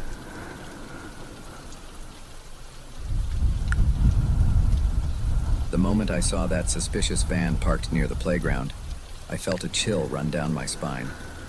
But it wasn't until my son whispered about his special friend that I realized we were living a parent's worst nightmare. By the time I noticed he was missing, those crucial, heart-stopping minutes had already ticked by, and I knew our lives would never be the same. My name is Sarah, and until last month, I was just another overworked single mom trying to balance a career with raising my 6-year-old son, Tommy. Our neighborhood park had always been our sanctuary, a place where Tommy could burn off energy while I caught up on emails or simply enjoyed a few moments of peace. It was a warm Saturday afternoon when everything changed. Tommy was eager to get to the park, practically dragging me out the door with excited chatter about the new climbing structure they'd installed. As we walked the familiar route, I noticed something out of place, a nondescript white van parked across the street from the playground. It wasn't unusual to see unfamiliar vehicles in the area, but something about this one set my teeth on edge. I tried to shake off the feeling as we entered the park. Tommy made a beeline for the swings, his favorite, while I settled onto a nearby bench. I kept one eye on him as I scrolled through my phone. half listening to his delighted squeals as he pumped his legs, trying to go higher and higher. After a while, Tommy abandoned the swings for the sandbox. I watched as he approached another little boy, the two of them quickly engrossed in building an elaborate sandcastle. Satisfied that he was happily occupied, I turned my attention back to my phone, responding to a few work emails. It wasn't until about 20 minutes later that I realized Tommy had gone quiet. I looked up, scanning the playground for his familiar mop of brown hair. He wasn't in the sandbox anymore, nor on any of the play structures. A twinge of panic fluttered in my chest. "Tommy?" I called out, getting to my feet. No response. I circled the playground, my heart rate increasing with each step. He wasn't on the slides, wasn't in the tube tunnel where he sometimes liked to hide. Other parents were starting to notice my distress, asking if they could help. That's when I remembered the van. My blood ran cold as I sprinted to the street, praying I was overreacting. But the van was gone. What followed was a blur of panic and frantic activity. I called the police, my voice shaking as I tried to describe Tommy and the van. Officers arrived, cordoning off the area and questioning everyone present. I answered their questions on autopilot, my mind unable to process the reality of what was happening. Hours passed in an agonizing haze. As darkness fell, the initial flurry of activity gave way to a terrible waiting game. I sat on our living room couch, surrounded by well-meaning friends and neighbors, barely registering their words of comfort. My eyes were glued to the front door, willing it to open, for Tommy to walk through with a sheepish grin, explaining it had all been a silly game of hide and seek. But he didn't come home that night, or the next, or the one after that. The days that followed were a nightmare of police interviews, press conferences, and sleepless nights. I replayed every moment of that afternoon in my mind, torturing myself with what-ifs. What if I'd been paying closer attention? What if we'd left the park 5 minutes earlier? What if I'd trusted my instincts about that van? It was during one of the police interviews that a detective asked a question that made my blood run cold. "Mrs. Johnson, had Tommy mentioned any new friends recently? Anyone he seemed particularly excited about?" I started to shake my head, then froze as a memory surfaced. A few days before the incident, Tommy had been unusually quiet on our walk home from school. When I asked what was wrong, he'd hesitated before saying, "Mommy, can I tell you a secret?" I'd encouraged him, of course, always eager to be his confidant. "I have a special friend," he'd said, his voice barely above a whisper. "But it's a secret." He said I can't tell anyone about him. At the time, I'd assumed he was talking about an imaginary friend. It wasn't unusual for kids his age to have them, and I hadn't wanted to discourage his creativity. I'd simply smiled and told him it was okay to have secrets, as long as they weren't secrets that made him feel bad or scared. Now, recalling that conversation, I felt physically ill. How could I have been so blind? The detective's face tightened as I relayed this information. "Why didn't you mention this before?" he asked, his tone more weary than accusatory. I couldn't answer. The guilt was overwhelming, choking me with its intensity. The investigation took on a new urgency after that revelation. They combed through security footage from nearby businesses, interviewed Tommy's teachers and our neighbors, and put out a nationwide alert for the van. Days turned into weeks. Tommy's face was plastered on every local news channel, his smile haunting me from missing person posters taped to telephone poles and shop windows. I took a leave of absence from work, unable to focus on anything but the search for my son. Then, exactly 1 month after Tommy disappeared, my phone rang. It was a number I didn't recognize. With trembling hands, I answered. "Mrs. Johnson?" A gruff voice said, "This is Detective Ramirez. We need you to come down to the station right away." My heart leapt into my throat. "Did you find him? Is Tommy okay?" There was a pause that seemed to stretch for an eternity. "Just come down to the station, Mrs. Johnson, as quickly as you can." The drive to the police station was the longest of my life. My mind raced through every possibility, from the joyous reunion I'd been praying for to the devastating news I couldn't bear to contemplate. As I was led into an interview room, I noticed an unusual flurry of activity in the station. Detective Ramirez was waiting for me, his face a mask of professional detachment.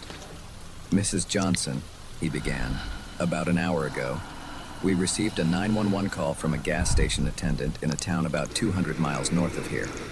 He reported a young boy wandering alone in the parking lot, matching Tommy's description." I gasped, tears springing to my eyes. "Is it him? Is he okay?" The detective held up a hand. "We believe it is Tommy. Yes.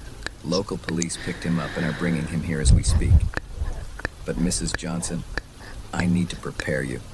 Tommy appears to be physically unharmed, but he's not speaking. We don't know yet what he's been through, what he might have witnessed. It's going to be a long road." I barely heard the rest of what he said. My son was alive. He was coming home. Nothing else mattered. The reunion, when it finally happened, was both joyous and heartbreaking. Tommy looked smaller somehow, his eyes wide and wary in a way no child's eyes should be. When he saw me, he didn't run into my arms as I'd imagined. Instead, he approached cautiously, as if unsure of his welcome. I knelt down, opening my arms but not moving towards him, letting him set the pace. After a long moment, he stepped into my embrace. As I held him, feeling his small body tremble against mine, I made a silent vow. I would help him heal. I would do whatever it took to make him feel safe again. The months that followed were challenging beyond anything I could have imagined. Tommy remained largely nonverbal, communicating mainly through nods and headshakes. Nightmares plagued his sleep, and loud noises or sudden movements would send him into a panic. Slowly, with the help of therapists and child psychologists, we began to piece together what had happened.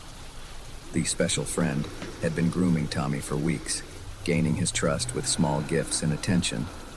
On that fateful day in the park, he had convinced Tommy to go for a ride, promising to show him a magical place.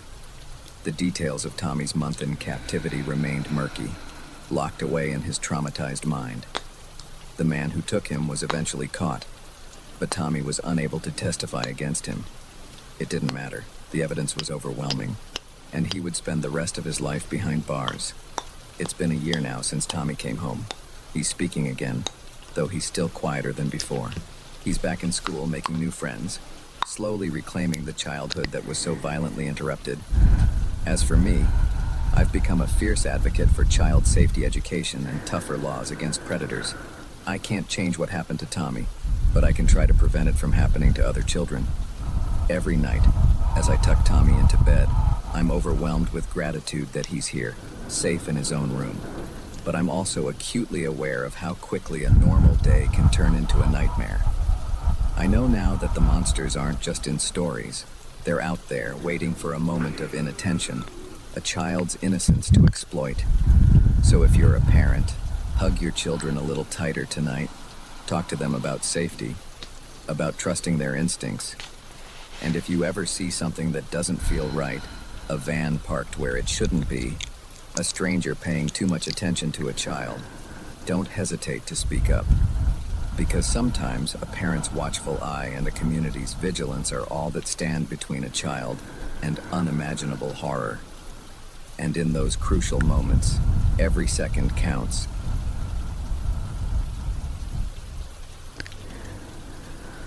The moment I saw my child disappear into those playground tubes, I knew something was terribly wrong. But it wasn't until those heart-stopping minutes passed and he emerged, pale and trembling, refusing to speak about what had happened, that I realized our ordinary day at the park had become a waking nightmare. My name is Lisa, and I'm the mother of two energetic boys, 7-year-old Max and 5-year-old Ethan. Like most parents, I've had my share of scares, scraped knees, minor illnesses, the occasional tantrum in a public place. But nothing could have prepared me for what happened that sunny Tuesday afternoon at Oakwood Park. It was a day like any other. I'd picked the boys up from school, and since the weather was perfect, We decided to stop by the park before heading home. The playground was bustling with activity, children's laughter filling the air as they climbed, swung, and slid to their hearts' content. Max immediately ran off to join a group of kids his age on the monkey bars, while Ethan made a beeline for his favorite part of the playground, a large, twisting structure of connected tubes that kids could crawl through. I settled on a nearby bench, keeping one eye on the boys while I scrolled through emails on my phone. I glanced up every few minutes, watching as Ethan disappeared into one end of the tubes and emerged from another, giggling each time.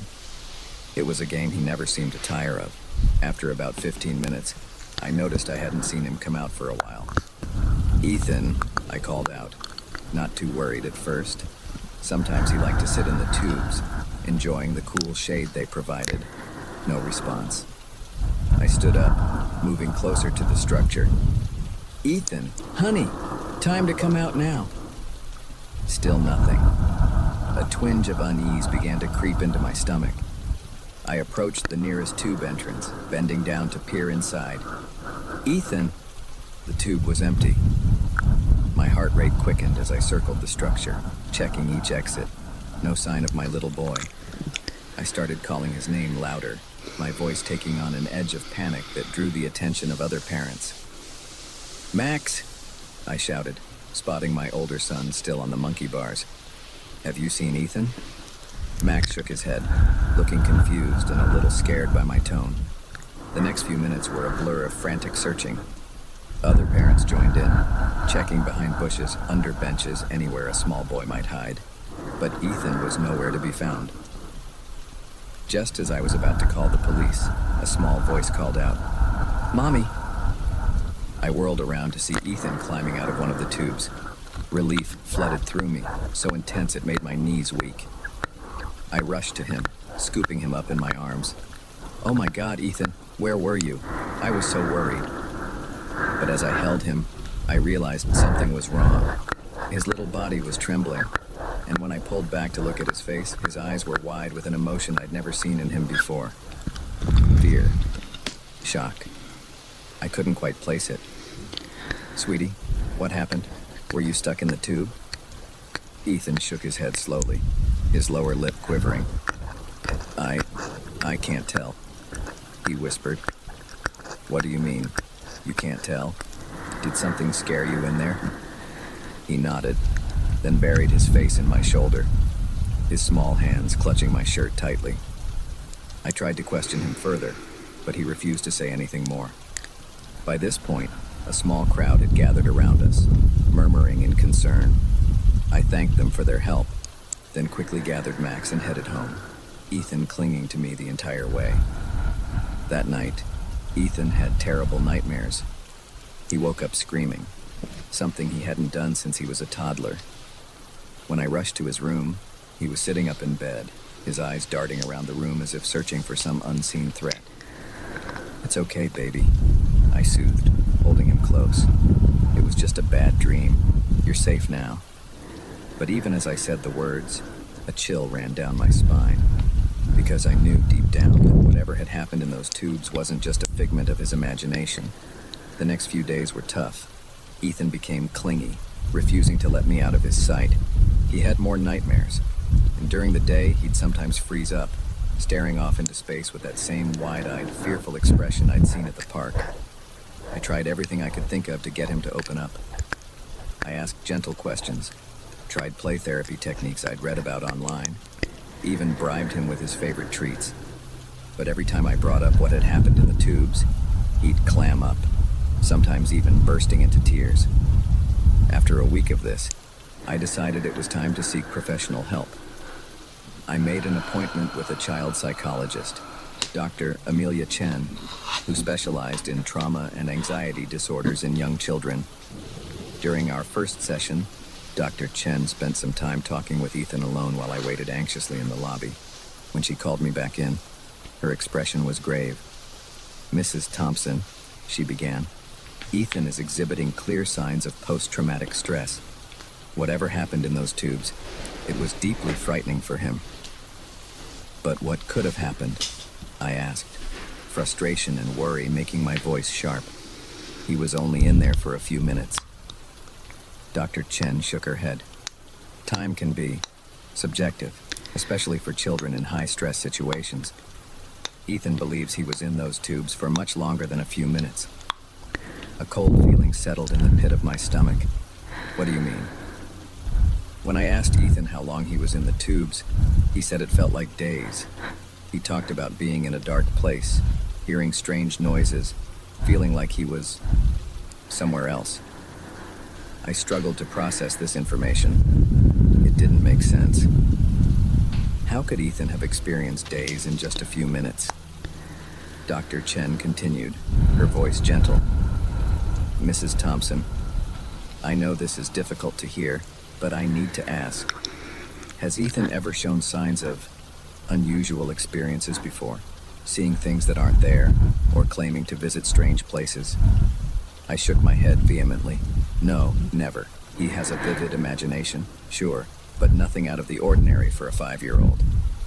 She nodded, making a note on her pad. I'd like to see Ethan for regular sessions. We'll work on helping him process this experience and develop coping mechanisms for his anxiety. As we left the office, my mind was reeling. Part of me wanted to dismiss the whole thing as an overactive imagination, a childish fantasy gone wrong. But I couldn't shake the memory of Ethan's face when he emerged from those tubes, the raw fear in his eyes, the way his whole body had trembled. Over the next few weeks, Ethan slowly began to improve. The nightmares became less frequent, and he started to regain some of his usual cheerfulness, but he still refused to go near any enclosed play structures, and he'd often stop and stare at shadows with a wary expression. It was during our 3rd session with Dr. Chen that we finally got a breakthrough. Ethan had been drawing, a technique the doctor used to help him express his feelings, when suddenly he dropped his crayon and looked up at me with tears in his eyes. Mommy, he said, his voice barely above a whisper, I saw the monster. My heart clenched. What monster, sweetie? He pointed at his drawing. It showed a crude depiction of the playground tubes, but inside was a massive scribbled black crayon with glowing red eyes. It was in the tubes, Ethan continued, his words coming out in a rush now. When I crawled in, everything got dark, and then I was somewhere else. It was cold and scary, and I could hear things moving around. The monster tried to grab me, but I ran and ran until I found the way back. I exchanged a glance with Dr. Chen, who kept her expression carefully neutral. Ethan, she said gently, this monster, was it something you'd seen before? Maybe in a movie or a book? Ethan shook his head vigorously. No, it was real, and I think it's still there, waiting. A shiver ran down my spine. I wanted to reassure him, to tell him there were no such things as monsters, but the conviction in his voice gave me pause. After the session, Dr. Chen pulled me aside.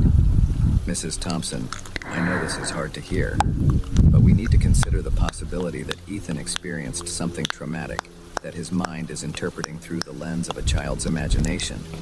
The monster could be a way for him to process a frightening encounter with a real person. My blood ran cold at the implication. You think someone hurt him in those tubes? She held up a hand. I'm not saying that's definitely what happened, but we need to be open to all possibilities. I'd like to recommend a physical exam, just to rule out any physical trauma. The next few days were a nightmare of doctor's visits, police interviews, and sleepless nights. To everyone's relief, the physical exam showed no signs of abuse. The police searched the playground thoroughly but found nothing suspicious. In the end, we were left with more questions than answers. Ethan's story remained consistent. He insisted he had been transported to another place, a dark and frightening world where a monster had tried to catch him. But how could that be possible? As the weeks passed, life slowly returned to normal. Ethan's nightmares became less frequent, and he even started asking to go to other playgrounds, though he still avoided tube structures. But sometimes, I'd catch him staring at dark corners or closets with a wary expression, as if expecting something to emerge. And I found myself looking at the world differently too. I'd always considered myself a rational person, skeptical of supernatural claims. But Ethan's experience had shaken my certainty, because deep down, a part of me wondered, what if he was telling the truth? What if, for a few brief minutes, my little boy had slipped into somewhere else? I'll probably never know exactly what happened in those tubes that day.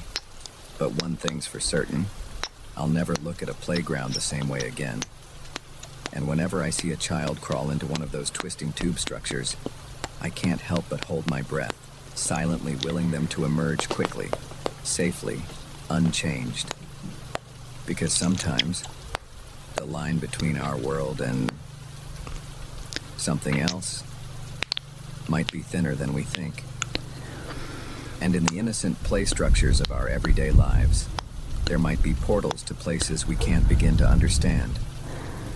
So if your child ever freezes up at the playground, or tells you a story that seems too fantastic to be true, listen. Really listen. Because in their wide eyes and trembling voices, there might be a glimpse of something beyond our ordinary understanding.